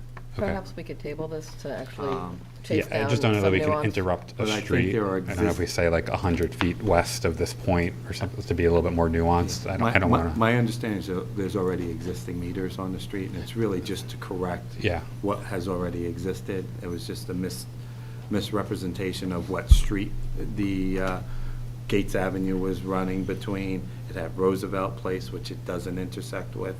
So it was just really to correct the wording in the ordinance. Or do we have the ability to just say on that street, don't put the meters in this section? Then we can do this and we just say in front of these addresses, we don't. Mr. Attorney, I'll ask then, because maybe, look, we can always, I think, remove that section and come back and add in front of those. I think it's only like 3 houses, if I'm correct, 3 or 4, right? So usually under ordinances, it's not deemed, at least previously has been, you're the one to opine here, that if it's a reduction, right, if we are, carving out a couple places, so this is to add meters to it. If we're reducing, it wouldn't be substantive because we're leaving those spaces as they are. Correct. If we added more to whatever an ordinance was going to say, that would be substantive because That's correct. So if that were the case, I would move as amended that we do this ordinance as suggested with a carve-out in front of those 3-4 houses, whatever that is. We can always come back, if our parking authority comes back and says, here's the real problem with not putting it in front of those, then everyone else from these other spaces is going to go park there, and you're not going to want that, I mean, which the residents may find out themselves. We can always go back and do a new ordinance to add those sections on, which would be substantive and significant, so. That's correct. Yeah. So with that, I'm going to suggest moving as amended, and I'm hearing, Mr. Attorney, if you'll say officially, that's not substantive, to reduce rather than add, is that correct? To pull away the meter spaces in front of those spaces. I would say that's not substantive. Okay. So I will so move. I'm sorry, could you clarify what exactly we're moving? Because I feel like you're moving exactly as is, or you're adding something to carve out some addresses? I'm moving exactly as is, minus meters in front of the houses that exist on the street. All the houses on the street? There's only So about there's- 4 houses. yeah, So we don't have to know them, but we'll just say. There's 4 on each side. I could note them really quickly for the clerk. 15, 19, 21, 29, 18, 20, 22, and 24 gates. And I so move, as amended. Second. A lot to say about parking, nothing about zoning. Please, no calling out. Thank you. It's moved and seconded. Any other comments? Seeing none, Madam Clerk? Counselor Cummings absent. Deputy Mayor Hurlock? Yes. Counselor Price Abrams? Yes. Counselor Russo? Yes. Counselor Schlager? Yes. Counselor Yacobelis? Yes. Mayor Spiller? Yes. Next is Ordinance O-23-13, which is an ordinance to amend Chapter 327-9.1 of the Code of the Township of Montclair, designate the intersection of Franklin Ave and Virginia Ave as a multi-way stop intersection. I so move. Second. It's been moved and seconded. Without objection, I'm going to open the hearing to public comment. Is there objection? Seeing none, ask, is there anyone who wishes to be heard on this ordinance? Without objection, I'm going to close the hearing. The hearing is closed. Any council comments? Yes, Mayor, I've talked to Councilman Cummings about this, and he does want this to be done, so he's not here tonight, but I'm just speaking for him, so I'm sure that the Fourth Ward would like to have this done. Any other council comments? Seeing none. Madam Clerk? Counselor Cummings absent. Deputy Mayor Hurlock? Yes. Counselor Price Abrams? Yes. Counselor Russo? Yes? Counselor Schlager? Yes. Counselor Yacobelis? Yes. Mayor Spiller? Yes. Thank you very much. The next one, Mr. Attorney and Mr. Deputy Mayor, as you know, I'll turn it over to you. I was not present at the last meeting and did not partake in those discussions or introduction, so therefore I will abstain on this issue. So thank you very much, and you'll let me know, Mr. Attorney, on advice when you'll let me done, when we're done. Okay. Thank you. Are you Mr. Deputy abstaining or Mayor? recusing? Recusing? Thank you, Mr. Mayor. I'll leave? take over from Abstaining? Recusing, he's stepping off Well, that's, we the gotta get dais. this clear. Just so that we're on the same page, when he said attorney and deputy mayor, he was referring to you as the attorney and me as the deputy mayor. I believe that. Even though I play an That attorney is in real life, but 100% yeah. correct, Deputy Mayor. I'm the counsel. Thank You're you, the Mr. deputy Burr. mayor. The next ordinance is Ordinance O-23-14, an ordinance adding Article number, 19, Defense and Indemnification, to Chapter 3 of the Code of the Township of Montclair, and I so move. Second. Thank you, Mr. Yacobelis. Having it moved and seconded, I'm going to open the public hearing without objection. Is there anyone present who wishes to be heard in relation to the proposed ordinance? Yes. Thank you. Sorry, I'm Mariana Horta. I live on Gordon West Avenue. May I ask you some clarification questions? I would suggest using your time to comment, and then we can This is ask, your we can answer opportunity to questions. comment. I know, but We can answer questions I would maybe after. give you better comments if those things were clarified. I think you should make your comments, and then they will address Okay. it during discussion So of the motion. I see this as being way too broad and poorly specified, and I'd like to know whether you have requested maybe hired an actuary to calculate how our risk exposure is going to increase, estimate how it's going to affect our liability insurance, perhaps explain to the public why you need to cover every employee in the township outside of the police department and fire department who already have this clause, and not just the governing body. I feel very strongly that you are accountable to us on some level, but I'm sorry, attorney, it's not about you, but this will stay with us for many years to come, and it will be very easy for future councils not to undo this without having to deal with the reputational consequences of doing it, which you're dealing with right now. And I can't recall you, and I can't elect you. So you're not accountable to us. The manager is not accountable to us. Department heads are not accountable to us. Records custodians are not accountable to us. So this is what makes that it's so broad, and it encompasses so many people who benefit from this defense and indemnification clause. And it will greatly potentially increase our liability and our legal costs for so many years to come. So I'd like to ask you to either severely amend this, starting by not covering every employee today and providing us with a report of how it will change our risk exposure to cover every employee, and how it will cover our costs to cover every employee for our liability insurance. And then perhaps also amend all the different kinds of proceedings that are covered by this proposed ordinance, because perhaps you could get coverage today for civil issues, and explain to us why we should be taking on the risk of criminal investigations and criminal suits, because criminal proceedings, because I don't see why we should be paying for that right now. Another issue is whether you thought about all the negative externalities that this opens us up to in the future.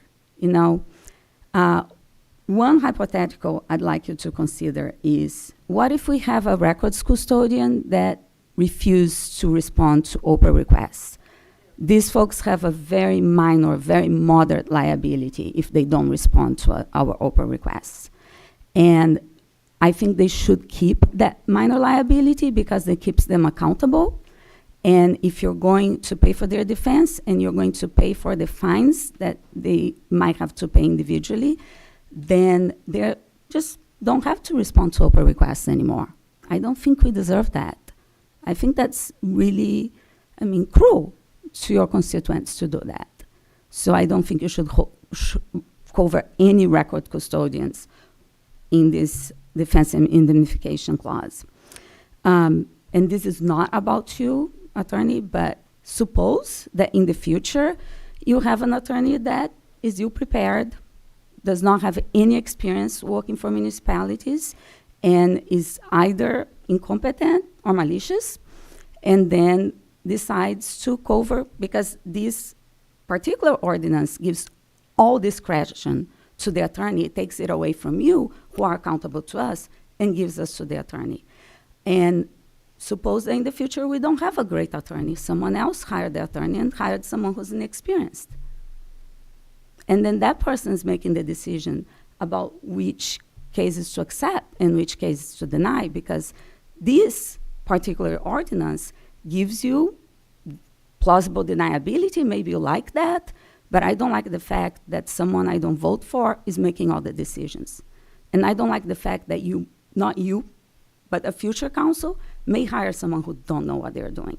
And then that person's making the decisions. And then when they deny a claim, that employee can sue the township because that their claim was denied. They sue after the fact, after they hired whoever they want for whatever price they want. And now we either have to settle with that person or we have to afford that lawsuit. Now, imagine if we have a gropey department manager somewhere in the township, right? It's very hard for women to win those sexual harassment suits. Very, very difficult. And then you have a good attorney who's thinking about the risks to the municipality and decides it's cheaper for us to pay for the defense of this gropey department manager now than to risk the fact that he wins the suit and then sues us because he should have, because we should have paid for his defense. So let's not cover all employees. It's another reason. Now, think about one more thing. What if someone can drive a township car and that person drives that township car while drunk, hits someone, and kills a child? Not that anyone you hire would ever drive an official car while drunk. It would never, ever happen. But in the future, it could happen, right?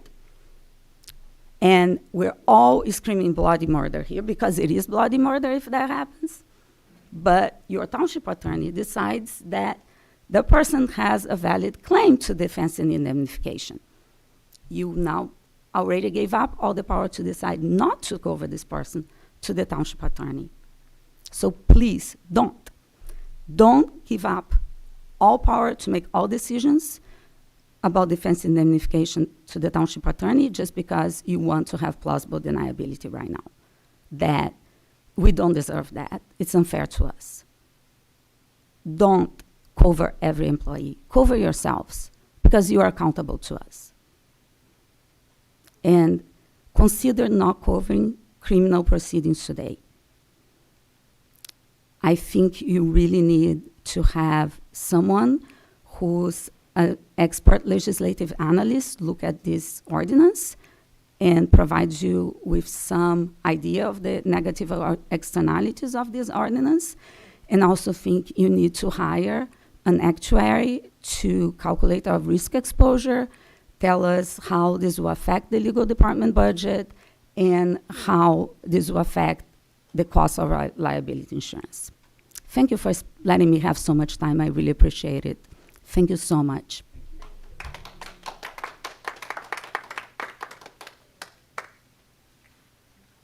I'd like to correct the previous speaker on one issue. Recalling you people is actually not an option because Chris Durkin has never been responsible with the voter rolls. Our rolls are filled with people who are dead and have moved out of town for more than a decade. So you can all congratulate yourselves that there will be no recall because it's mathematically impossible to have live, living here voters recall you. Now, Councilor Price Abrams, you asked for some goodwill and you asked why people think you guys are being nefarious. This is why. Also, when you guys did nothing, when the town manager colluded with the fire chief to discriminate in favor of his own son, nepotism, remember that from last time? Also, from the way the finance committee treated the chief financial officer, you guys don't have any goodwill. You guys get assumed to be nefarious because of what each of you have been doing. You guys also don't get a buy because you have not asked department heads any hard questions. You blew it on the Glen Ridge Fire contract. You guys do not come across as honorable, and that is a shame, which actually makes my first comment even more of a bummer. You guys are recall proof. So please make sure you send your thank you notes to Chris Durkin.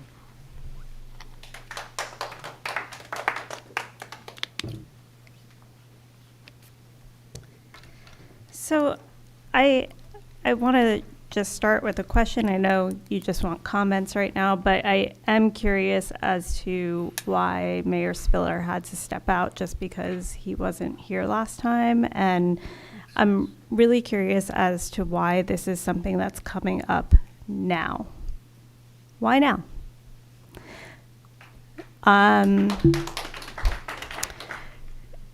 It's really suspicious, especially given everything that's going on. I also want to second, can't remember her name, the first woman who spoke, Mariana. Yes, thank you. I really, really urge you to take out the language around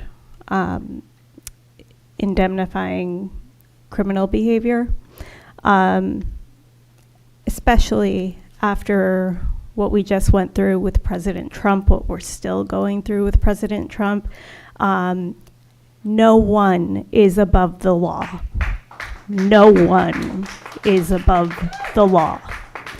It is undemocratic to have that language in this ordinance. Thank you.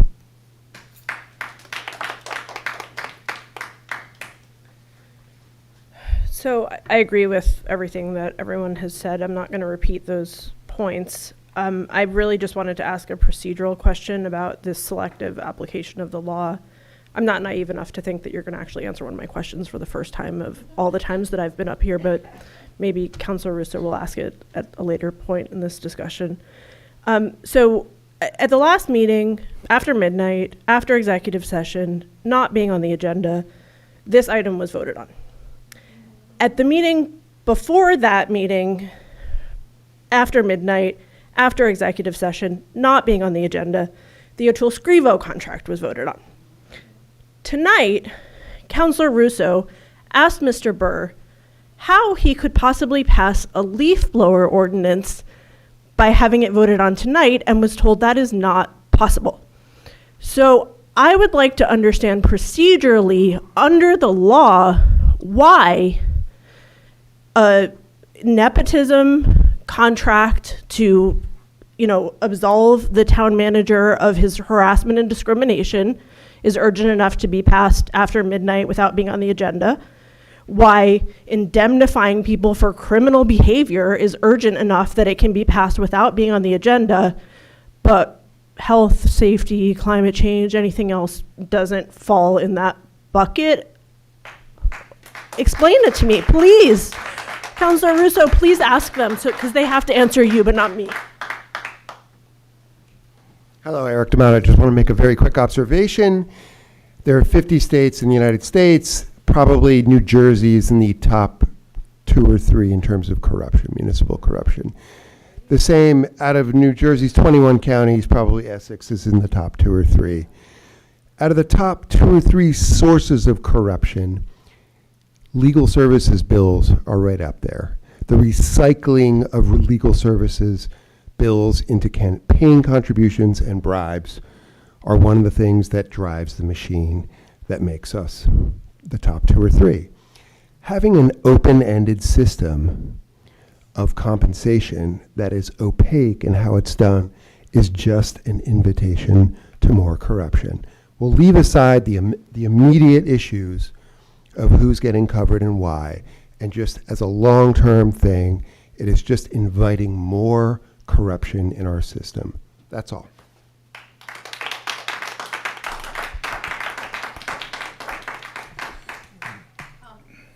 I'm Eileen Birmingham. I just want to clarify one more thing for Lonnie's point.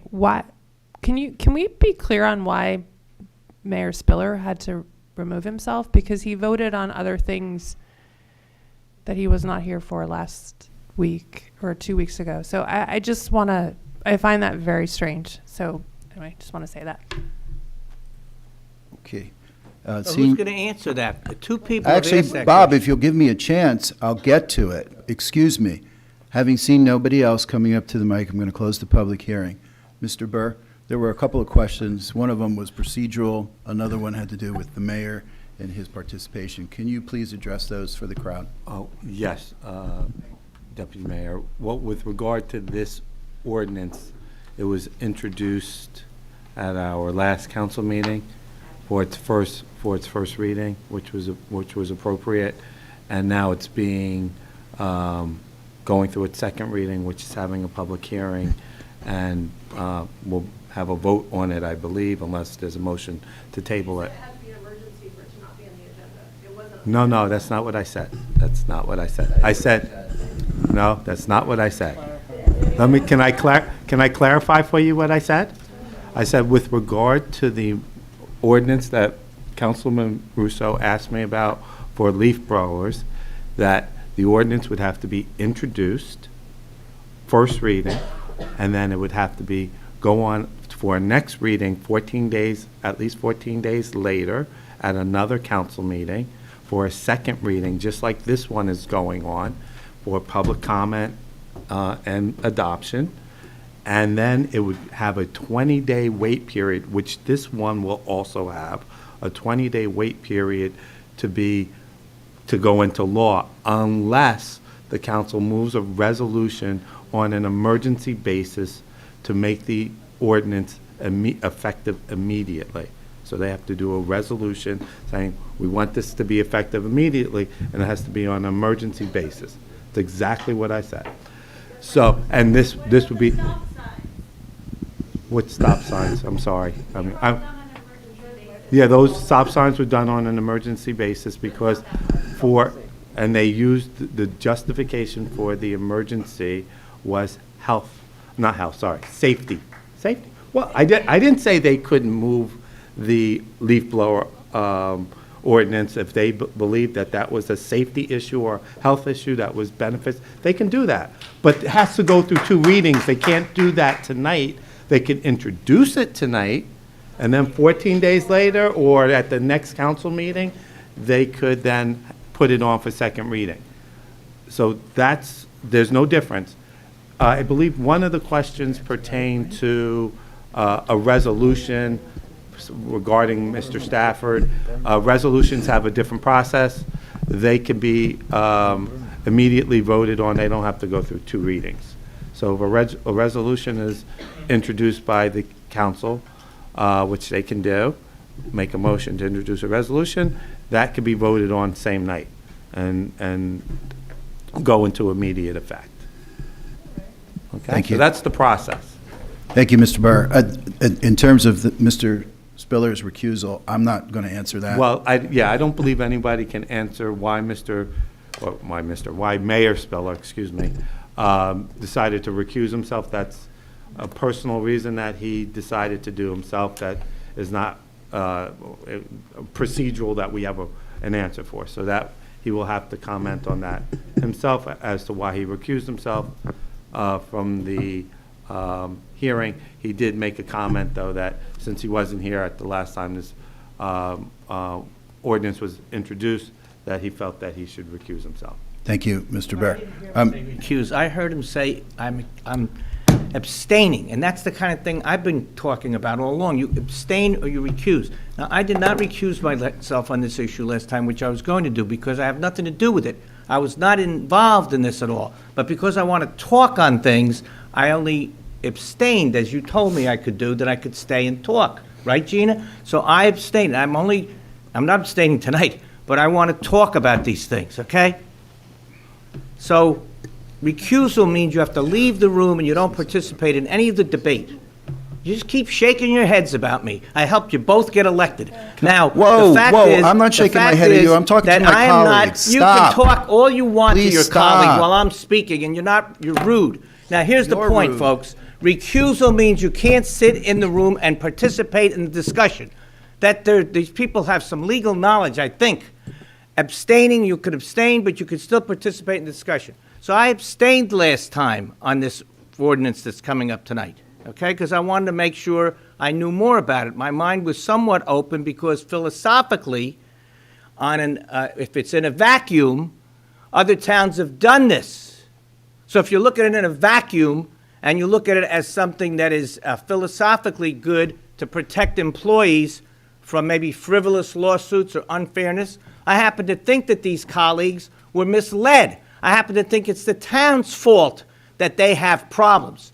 But I also think that they should have known better.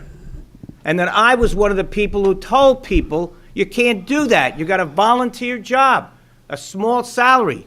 It's not a round-the-clock job. Many of us spend a lot of time around the clock doing this job, but you can't do this. Russo? You can't do this if you're a part-time employee. So I'm participating in this discussion because I'm not going to recuse and I'm not going to walk out. I don't understand why the mayor walked out. Councilman I'm just Russo, baffled by the behavior Can I up here, okay? Maybe I should correct. Yes, why don't you now Maybe I should talk about it? correct what I said, because the mayor did say abstain, so he will be able to come in and clarify whether it was an abstention or a recusal. right. I heard him say But abstain. even with an abstention, he's allowed to remove himself from the room if he so decides not to participate in the discussion. So whether it was an abstention or a recusal, he can still leave the room which is his choice. But don't you understand what I'm saying, folks, my colleagues and all? Do you understand? Why is the mayor of the town not participating in this discussion of a very important issue, okay? I was the mayor. I understand the role of the mayor, okay? I understand the role of a deputy mayor. I understand the role of a first ward council person, which I was. I've served in every capacity in this town, and I'm ready to retire from it. But I'm not going to retire if the people of Montclair want me to stay and protect them from this absolute dysfunction. Councilwoman Schlager, please. Yes, thank you. I just wanted to tell a story. For 5 years, I sat on the planning board as the council liaison to the planning board for over 5 years with Ms. Lockman here, who I applaud, who does a yeoman's job on the planning board, and it was an honor to work with you. So after hearing for over 1 year testimony, presentations of Lackawanna Plaza proposal by Hampshire Properties and Pinnacle Properties, we had a lawsuit at the planning board against the planning board to stop the plan. I was named specifically in that lawsuit. My name was there. I was the only one on the planning board whose name was put into that lawsuit, with many counts of potential issues that I had with that. I was very upset by that lawsuit. I went to the planning board's attorney, who's a very professional and a wonderful person. He said, "I'm very sorry, Robin. I represent the planning board. I don't represent you." And I understood that. I went to the township attorney at the time, asked him, "What do I do? I'm named in this lawsuit." "Oh, well, I'm very sorry, Robin. I represent the township and I represent the town council. You're going to have to get your own attorney." So I consulted actually with a couple of my colleagues who is an attorney, kind of agreed with the same thing. I went to an attorney who was a professional courtesy to me, talked to me for gratis for 1 hour and read the lawsuit and said to me, "If this goes to trial," which it probably will, he thought, in his professional opinion, "you will have to put me on a retainer and I'll represent you, and it's a minimum of $2,000. And that would have been on me. And luckily, I have a job, my husband has a job, but I would have had to have written a check, a minimum of $2,000 for a retainer. About 3 or 4 months, this lawsuit has been going on for years. And about 3 or 4 months ago, 5 months ago, it was dismissed. And luckily, I didn't have to hire an attorney. And this is why, there's insurance issues, there's other issues, such as they are, but I was stuck. I was stuck in this position of volunteering on the planning board, basically volunteering here, and I would have lost a lot of money out of my pocket, and there was no way I would have been able to recoup that money unless maybe I had to sue the town to get my legal fees back. But and so I just wanted everyone to hear that story. So please do not sit here and think that there's any. For me, I can't speak for anybody else, but I know my colleagues very well. That to me is the backbone behind this ordinance. That's for me. That's a personal story, and I'm just lucky that this case was thrown out. And I just hope. Well, I don't know what's going to happen with Lackawanna Plaza, but I hope we're not in the same spot, which could happen. Thank you. I think it was the civil suit. Yes. Thank you, Councilwoman Schlager. Councilor Jacob. Thank you. Jacobellis? Thank you, Deputy Mayor. Mr. Burr, can I please, can I ask you a couple questions about this, or Ms. DeVito as well? I'm always big on benchmarking, so can you just talk about other townships that have this? I mean, the way I understand this, it's pretty pro forma. It's a part of code in other municipalities. It's just something we didn't have in our code. Can you explain that a little bit? Explain the other municipalities that you looked at, or maybe cite an example or two.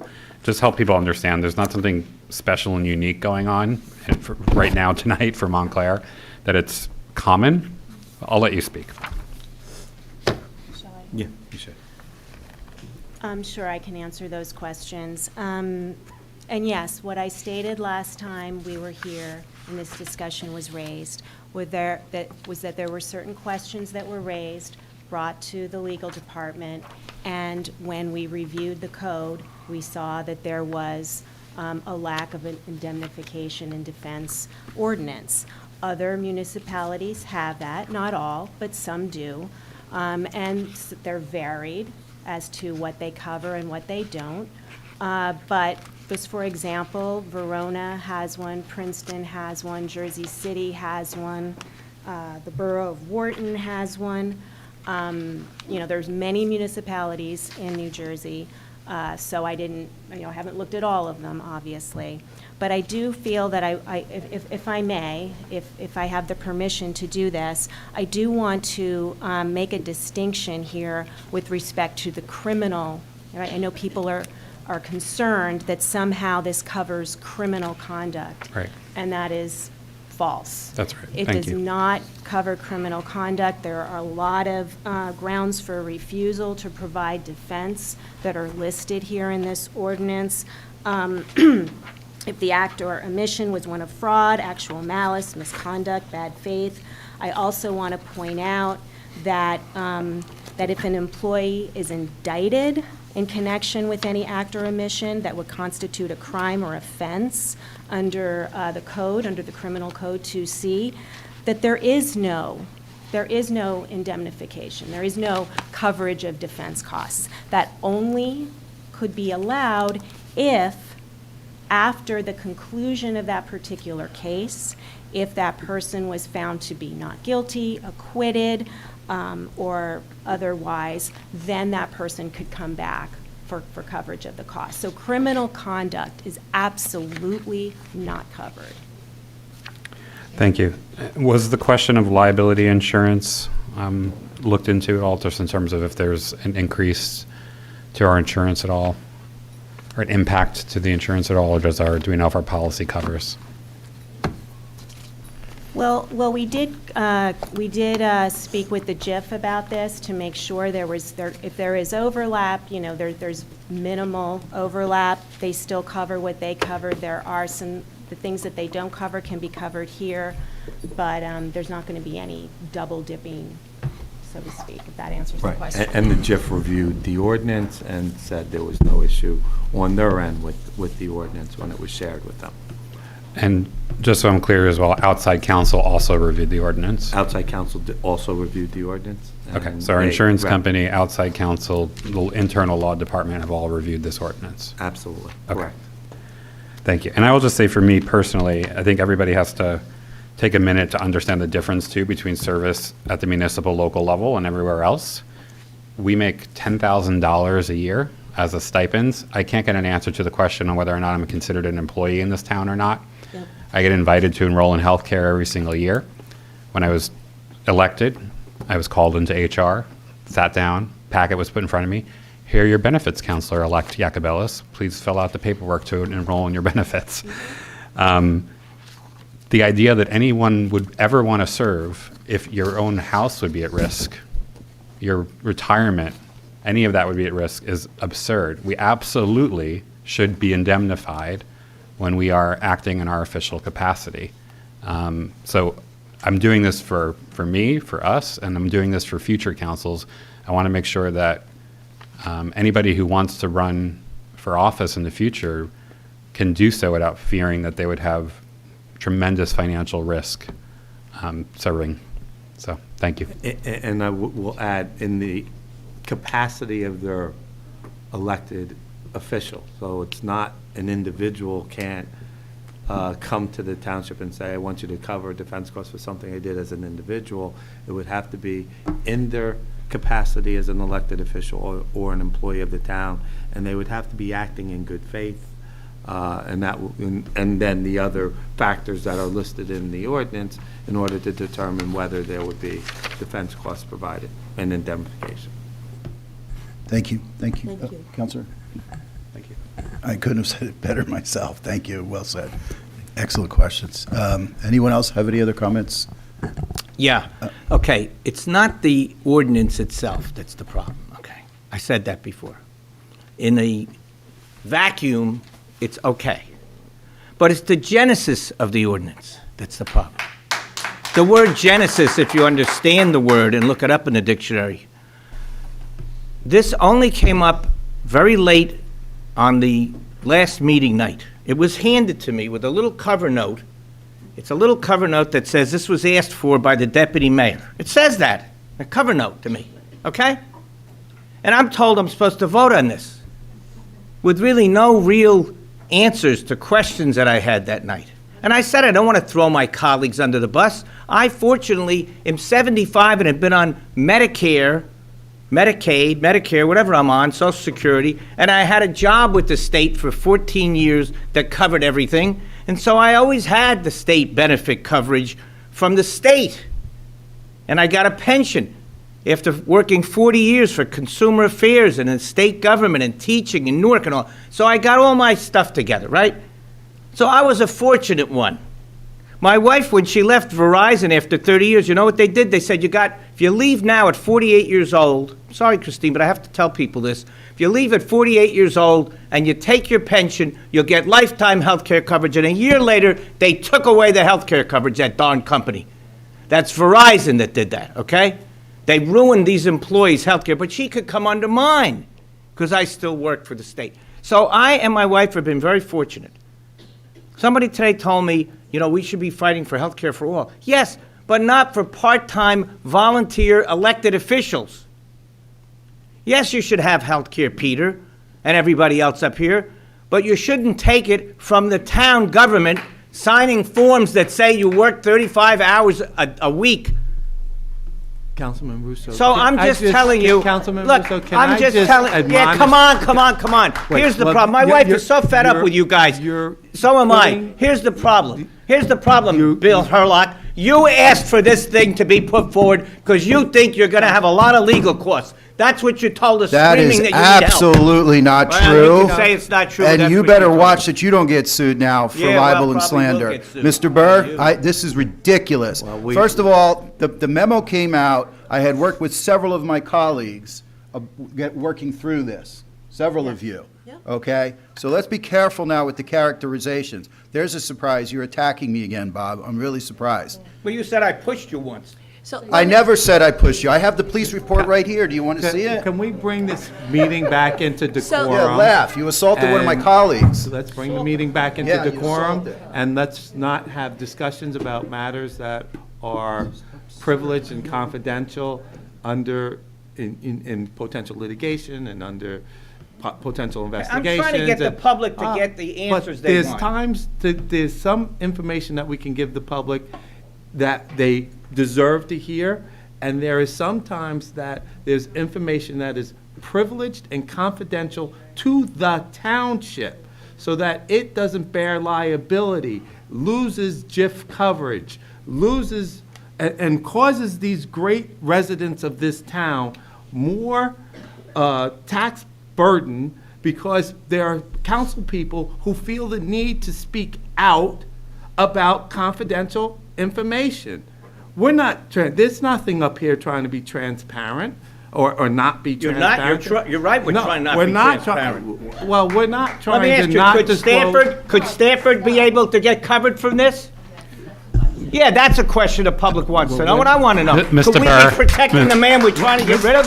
Mr. Burr, I think Councilor Russo's behavior is far out of line, and I would like to know what our options are as a governing line. body. I've been here 23 years. You've been I here think 3 his- years. You I know think what his you're talking behavior about? is extremely out of Behavior line. is out of line, huh, Peter?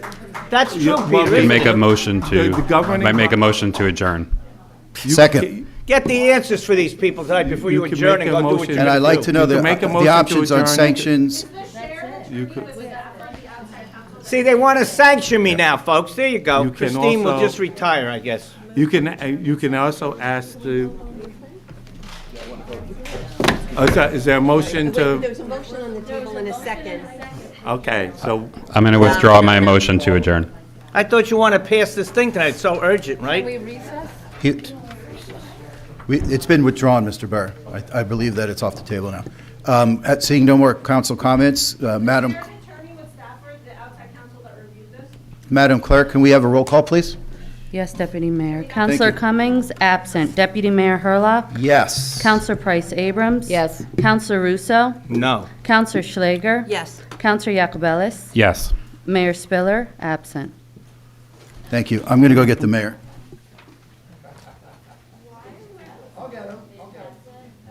Yes, please do.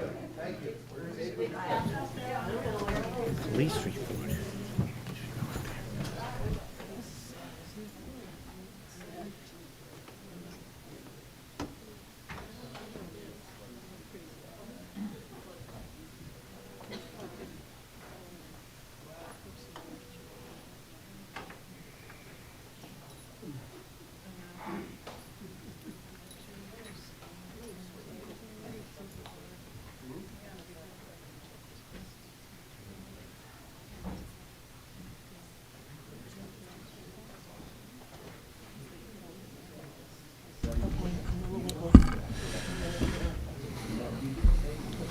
Okay. Next, we have Ordinance O-23-14, which is an ordinance adding, which is an ordinance for adoption for the floodplain management regulations of the Township of Montclair, and I so move. Second. It's been moved and seconded. Any council comments? Seeing none, Madam Clerk? Counselor Cummings absent. Deputy Mayor Hurlock? Yes. Counselor Price Abrams? Absent. Counselor Russo? Absent. Counselor Schlager? Yes. Counselor Yacobelis? Yes. Mayor Spiller? Yes, thank you. Next week, thank you so much. Next, we've got new business resolutions. First is Resolution R-23-086, which is a resolution authorizing the introduction and approval of the 2023 budget for the Montclair Center Business Improvement District, and I so move. Second. It's been moved and seconded. I know that Jason is here, and certainly all the. Sorry. Price Abrams left too? Yeah, but one, oh. She probably left until. All right, thank you. Councilwoman, we're on the bid budget, so you know. All right. So again, this is Resolution R-23-086, been introduced and seconded. Certainly, Jason, I just wanted to note, and certainly the work that goes on with the bid, and it's been exciting, I think, even over the last little bit of time, beyond the amount of grant dollars and the other things that we're seeing in the district. Certainly the restaurants and some other things that we're seeing, you know, it really speaks to the vibrancy that we see here in town, and a big part of that is the work of the bid. We do smile, I think, at sometimes when people confuse the bid and the township, and that works to our benefit at times, and sometimes not, right? But I think it's a partnership that has been and continues to lead to really, really positive pieces in the town. I'm really happy to see that, and so you're doing a great job, and thank you to the bid for the work there. Councilwoman Price Abrams. Sorry to have missed the very beginning of that, but I thought there was one more item. I am also just pleased to, speak in favor of the bid itself and the work that it does on behalf of the town, the economic engine that it provides, but it's the social, cultural, the fact that we have a destination marketing organization that's built in with the grant funds that they've secured, and I just think is a really a force for good, and the creativity and the innovation and so many things that certainly help in the third ward, but the whole town and the region. We know that the bids helped us continue to look for ways to drive folks here. We last talked about a destination marketing piece to do with EV infrastructure, and that's something that folks might take up next. So I also just want to make a note, and I don't know if this was mentioned when I stepped out for a moment, that this is not the township's dollars that we are approving here. It is levied on the property owners within the district as defined, and so this is something that's been vetted through the bid board. I sit as a member representing the council, sitting at that, as does Councilor Cummings. So this has been through their processes with their own board and the members, and lots of iterations of process, and it's been well received, and so I think look forward to supporting it here tonight. Any other council comments? Seeing none, Madam Clerk? Counselor Cummings absent. Deputy Mayor Hurlock? Yes. Counselor Price Abrams? Yes. Counselor Russo absent. Counselor Schlager? Yes. Counselor Yacobelis? Abstain. Mayor Spiller? Yes. Next is Resolution R-23-087, which is a resolution authorizing, awarding the contract for Motorola Solution M500 for car video camera police patrol vehicles, in accordance with the New Jersey State Contract. I so move. Second. Thank you. It's moved and seconded. Council comment? I'm seeing none. please. Yeah, Councilwoman Price Abrams. And if I may, Chief, just we have the benefit of you sitting here. So I just wanted to clarify if there had been multiple bids for this, if this was something that. No, Motorola is who we use for body-worn cameras. So now we have the same system in the cars. So we have, it doesn't duplicate anything. In other words, we have two computers now. Everything's the same. So it's a lot easier to have Motorola as one vendor. The compatibility of the equipment Yes. is the important. Okay, thank you. Okay. Seeing no other comments, Madam Clerk. Counselor Cummings absent. Deputy Mayor Herlock? Yes. Counselor Price Abrams? Yes. Counselor Russo absent. Counselor Schlager? Yes. Counselor Yacobelis? Yes. Mayor Spiller? Yes. Next is Resolution R-23088, which is awarding the contract to East Coast Emergency Lighting for outfitting our police vehicles in accordance with the state cooperating pricing contract pricing, and I so move. Second. It's moved and seconded. Any comments? Seeing none, Madam Clerk, please. Counselor Cummings absent. Deputy Mayor Herlock? Yes. Counselor Price Abrams? Yes. Counselor Russo absent. Counselor Schlager? Yes. Counselor Yacobelis? Yes. Mayor Spiller? Yes. Next is Resolution R-23089, which is a resolution of support from a local governing body authorizing participation in the 2023 Sustainable JerseyPSE&G Energy Efficiency Partnership Program. I so move. Second? Moved and seconded, and I'll just certainly say, having a lot of experience with Sustainable Jersey, both on the township side and school side, it really is a wonderful thing. I know we strive for it in many ways, whether it's lighting in a lot of our decks that we redid, our broader energy aggregation program that was a tremendous benefit environmentally and otherwise, and a number of things. Sustainable Jersey always helps to drive that conversation and, just as importantly, provide example solutions that are occurring. So really excited always to be participating with there, and we always want to do as well as we can there. So any other comments? I'll just add, Mayor, that I'm just so pleased that we have a staff back in that role. Lisa Johnson's here, and she's the one helping to put these things through. And, you know, I think we had, unfortunately, a lapse of time where there wasn't a professional in the building making sure that we took advantage of all the things that are available. But I'm really pleased that we're moving in that direction again, and this is another example of that. Thank you. Thank you.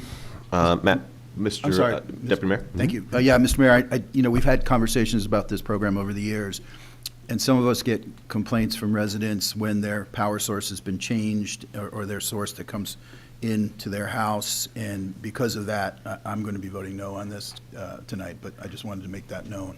Thank you. If I can also, Mayor, say something, and I've said this many times before when this comes up, I do not believe in automatically doing this across the town. Everybody just gets it. For me, it's an opt-in sort of situation, and but I just don't get it. It's, to me, this is the reverse, and it's hard for me to support this. I also don't see any. I've tried on my bill to compare. It's really hard to do. So I'm not going to vote for this as well.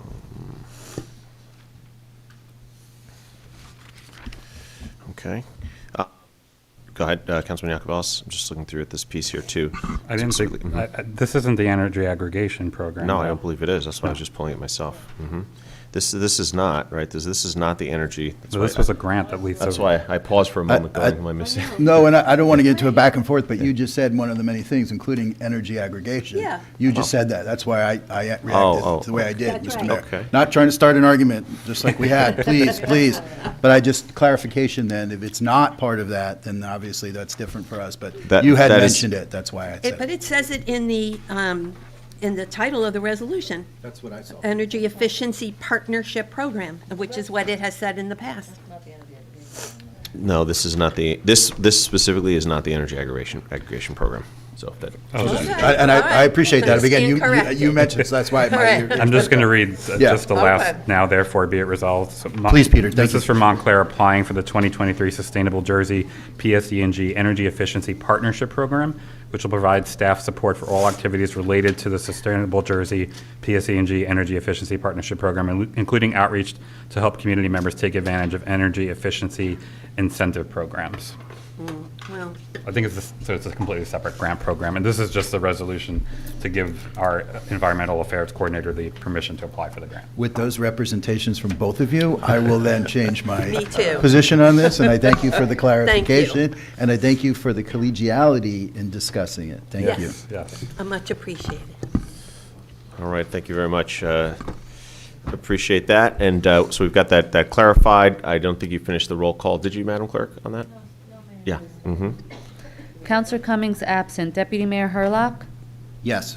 Counselor Price Abrams? Yes. Counselor Russo absent. Counselor Schlager? Yes. Counselor Yacobelis? Yes. Mayor Spiller?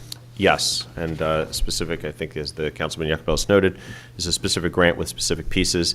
As the Deputy Mayor noted, we've done partnerships around energy aggregation, which I spoke to before, and certainly understand the concerns that he and the Councilwoman noted specifically, and also noting to, Sustainable Jersey and Sustainable Jersey for Schools, their connection with the Sustainable JerseyPSE&G piece. Not exactly sure if they tie in with that or they've named it that, but Sustainable Jersey does a great job, and Sustainable Jersey for Schools does a great job as well. So with all that and clarity, we've got that one moved. Next is Resolution R-23-090, which is a resolution that I'll ask Councilwoman Schlager, please. Sure.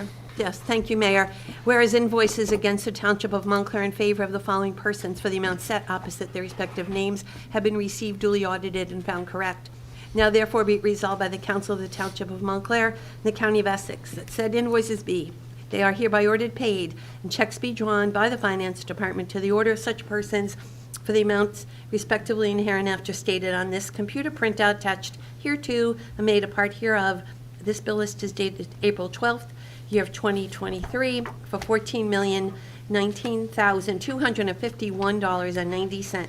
And I so move. Second. It's moved and seconded. Any questions, concerns, comments? Just a comment, Mayor. Councilman Yacobelis. For those, asking about good government and want to understand how things are working in terms of the CFO and the town manager not being present, the bill list does go through the Finance Committee. They review it, they advance it. And then to augment that, myself, Councilor Schlager, Councilor Price Abrams have questions, asked the CFO a series of questions, got responses to all of those questions.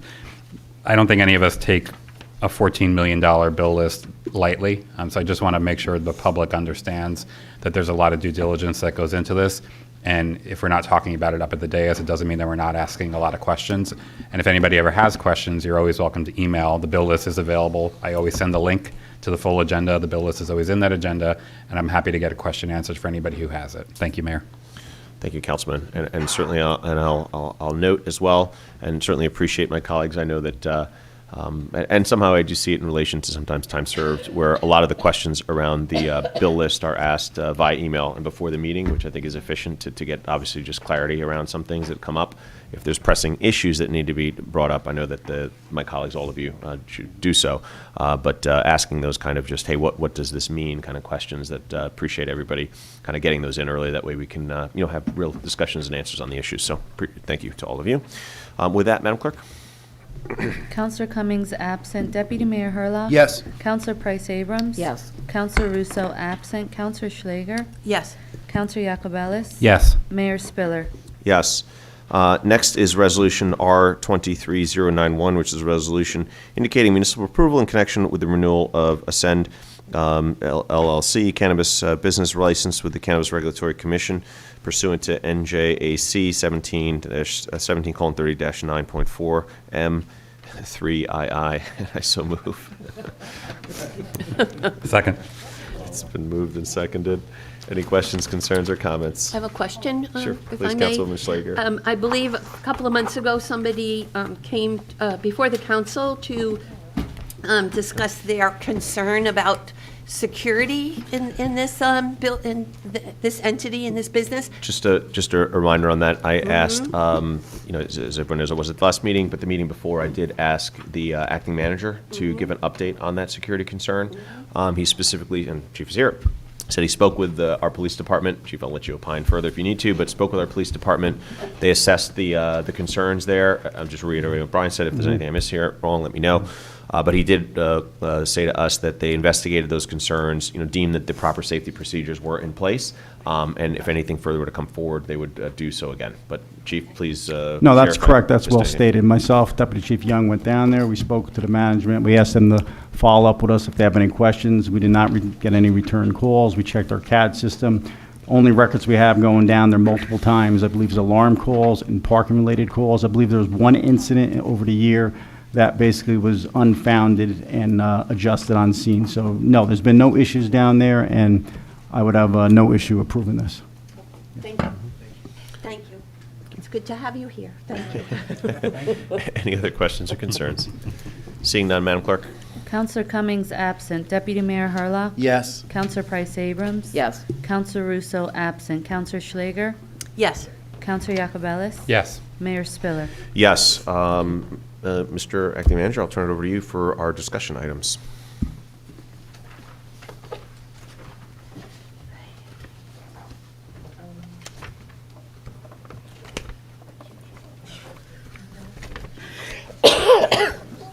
All right, Mr. Scantlebury called me on Monday, Mayor. Mayor, I just want to tell you, I can't comment on these. I found out he had every intention of being here this evening. He tried to be here. Unfortunately, his illness prevented him from coming here. Today, I spent all day on the bills list, and no, I did not get to this. I've been working on police operations all day, but his intention is that he will be back next meeting. Thank you, Chief. Thank you. What the chief is not saying, Mr. Mayor, is he was actually supposed to be out this week on leave, so thank you, Chief. Thank you for coming coming in in. and doing all this for us. Yeah, please. I just want to add one other thing. I believe Councilman Russo brought up about bringing department heads here earlier. Every department head has no issue coming here. However, they just need a little bit of notice. I know he said he expected some of them to be here this evening, but we can't find out this afternoon and make it here. So any advance notice, department heads work hard. They'd have no issue coming and explaining any of the concerns that you have. I don't want the public to think that they're prevented from coming here or they don't want to come here. They have no issues coming here. We just need advance notice, that's all. Thank you. That's So fair. I'll ask my colleagues to, I'll add a little extra, I guess being the teacher, I'll say this, I'll add a little extra homework to our plates if we can look over the discussion items. Yeah. And if we've got ones that we can flag and certainly share with the manager, that way we can develop our consent agenda electronically, and then we'll go from there. If I can flag item number 8 and 9. Mr. Bizzarni, I was speaking to him today to ask him some questions about these. 8 and 9. 8 and 9 on the discussion agenda. He just asked if we could move these tonight. It would save us both time and money. Sure, and certainly as we look at these, the 8 and 9, I think they're pretty self-explanatory, and certainly, looking at number 9, specifically when we talk about that main bypass for Grove Street, I think everybody is aware of the impact of that. I certainly want to note to Mr. Bizzarni, appreciate again the great job that him and the crews did. But as residents may remember, we added temporary piping to connect to that system, the other system, Passaic, I believe, Passaic Valley, and get those dollars, get those water from them, and they were kind enough to do that without additional dollars. But we're looking to create a permanent connection there so that we are not scrambling should there be anything else. And unfortunately, given the aging infrastructure in this whole area, meaning the northeast part of the state, oldest part of the state, we are dealing with 100-year-old water lines everywhere. And even as we work aggressively to replace all of our lines, as exactly happened in that last main break, it was a line happening in another town, upstream of us, if you will, right on that flow, that caused us to not have any water. So in that dynamic, it's always good to have redundancies in place. That's specifically what this is about. It's a good example of, I think, proactively making sure we're trying to address the next issue that we see coming. And it's another example of investments in infrastructure, which I know, it's easy to not talk about or want to talk about because people don't see it as much, but people certainly feel it and see it when you can't take that shower or get that water to cook or anything else. So certainly important work, and we're glad to be doing it. And if he feels we need to move it tonight instead, absolutely. So let's move. First, let's go with item 8, which is a resolution awarding the fair and open contract to the National Metering Services for the installation of those water meters with radio frequency interface units. I so move. Second. It's moved and seconded, and those units also, as part of the work he's doing, if I'm not mistaken here, will help us to look at where there's lead piping and some of those other pieces. So another good example of trying to check, what do they call it, that last mile, that last section from street to house, to see if there's any lead there. And doing this does twofold. It allows the checking of that, and also then for safety purposes and making sure we're doing all we can, and then of course doing the upgrade at that time as well. So that's what this one is. It's been moved and seconded. Any questions, concerns, comments? Seeing none, Madam Clerk. Counselor Cummings absent. Deputy Mayor Hurlock? Yes. Counselor Price Abrams? Yes. Counselor Russo absent. Counselor Schlager? Yes. Counselor Yakubellis? Yes. Mayor Spiller? Yes. And next is a resolution awarding the contract for the installation of the water main bypass on Grove Street near the Grove Street pumping station, and I so move. Second. It's been moved and seconded. Any questions, concerns, comments? I spoke to what this one is. Public here, seeing none, Madam Clerk. Counselor Cummings absent. Deputy Mayor Hurlock? Yes. Counselor Price Abrams? Yes. Counselor Russo? Absent. Counselor Schlager? Yes. Counselor Yacobelis? Yes. Mayor Spiller? Yes. Thank you very much. Okay. Yes. If I may? Yeah. Item number 10, agenda item number 10, which is in my ward, it was a new pedestrian crosswalk and signage for Watchung and Montclair Avenue. So Essex County, which, Watchung is a Essex County road, has asked respectfully that this resolution be introduced at the April 12th meeting for action on the April 25th meeting, so that the work can commence as soon as possible. It's regarding ADA concrete curbing and signage. So I don't know if there's any will to do that tonight. Well, you gave the dates there, but why don't we do it a little earlier, right? And then we can be ready, right? So Today's the 12th. Right, so Yeah. let's do it now, right? So, yeah. Meaning today instead of waiting till the next meeting for the discussion. Well, they would like it tonight to be introduced, Oh, because then yeah. it's a second reading on the 25th of Yes, April. agreed. Okay. Yeah. No. This is a resolution, so you can move it tonight. And just get it done. That's No true. second reading. Oh, well, whatever the will is, yeah, that's. Yeah, that's why I said let's okay. do it a little early. Let's get it So done. I would like to move this evening. So this is a very important process that we need to do to get this work done. So I will move resolution accepting the new ADA curb ramp, signage, and crosswalk striping at Watchung Avenue, Montclair Avenue intersection. Okay, it's moved, and I'll second it. Second. Would anyone else wishing to speak to it? Hearing none. I think there's a little financial here, so Madam Clerk. Counselor Cummings absent. Deputy Mayor Herlock? Yes. Counselor Price Abrams? Yes. Counselor Russo absent. Counselor Schlager? Yes, Counselor Yacobelis? Yes. Mayor Spiller? Yes. great, thank you. Great, and that's good stuff. And I'd ask my colleagues again, the other ones, take time to look it over, but we know how about this. I'll say right now, and Mr. Conforti, if you can add this to the list for Brian, unless we see an email or whatever else, we'll plan on these on consent agenda for the next meeting, okay? Unless there's objection to that during the time, okay? All right, moving forward. Next, we do have exec session. I believe it may be brief. So, do you have that one? I don't have it in front of me here. Thank you very much. We do have one other item before executive session we'll do here. This is resolution authorizing the pre-qualification of respondents to the request for qualifications, the RFPQ 23-01, for professional services and general management and personnel services, and authorizing the township attorney to engage with government strategy group to create the outlines of the proposal to provide such services.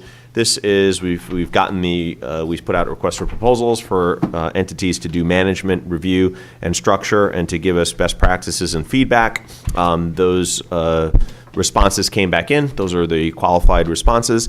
Those qualified responses were reviewed, and this notes that 2 were submitted and received on February 12th. So this is accepting those ones and noting we've gotten them. They have been reviewed. At this point, the government strategy group has been deemed the best fit and most suitable for the position. Therefore, this would allow our manager to engage with them and come forward with a recommendation to this body for consideration for a contract with them, right? So, Correct, Mayor. Yeah, town Excellent. attorney. Town I said attorney. mayor. Oh, town attorney, yeah. Yeah, I can negotiate. Town attorney, Yeah, sorry. we can. We'll put it to the- Well, yeah, we'll- put it- what we'll do is we'll ask them for a proposal, and Yeah. we'll review that proposal with them, yes. Exactly, so I'm reading it here. So, okay, so with that, I so move. Second. It's been moved and seconded. Any questions, concerns, comments? So just a Councilman Yacobelis? Just a clarification, and so just order of the sequence. So this will give you permission tonight to then enter a negotiation, ask them for a proposal, and then do we still have the ability to decide to move forward? Yes, yes. Based on the proposal we After received? that proposal is received, it will be reviewed by council, and the council will decide whether to award a contract or not. So there's no award of a contract tonight. The council, that is the sole discretion of the council, and that will happen at another meeting.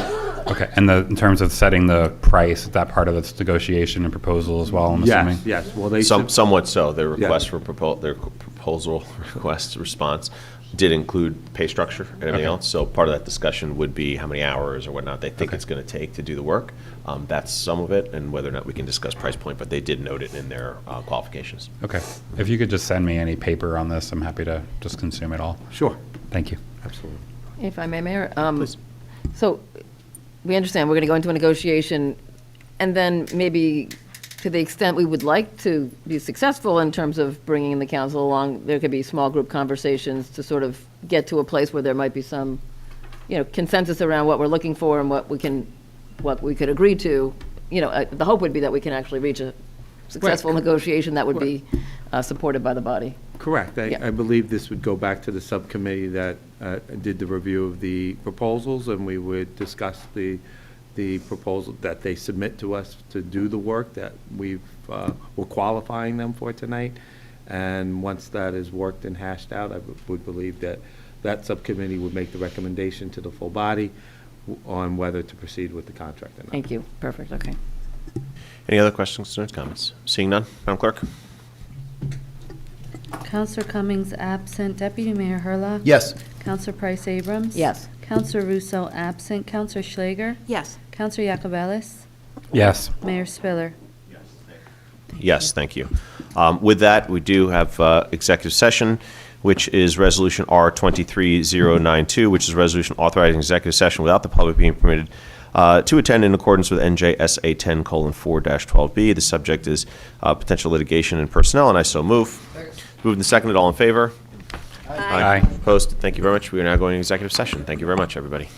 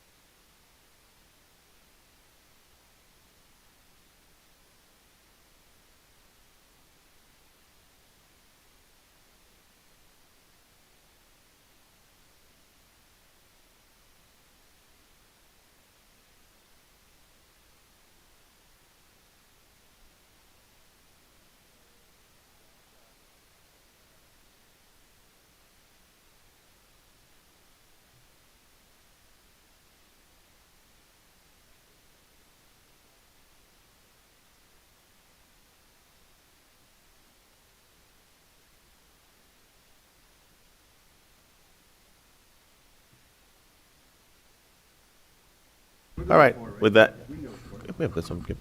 With that, I'll make a motion to come out of executive session. All in Second. favor? Aye. Aye. All right, we're out of executive session. Thank you very much. I'll just briefly note, I heard, was told to me the question was asked from the, one of our colleagues about abstain versus recuse. So officially, I did recuse myself before, and I think the record shows that, and the actions show that. With that, I'll entertain a motion to adjourn. So moved. All in favor? Aye. Aye. Thank you very much. Have a good night. Thank you.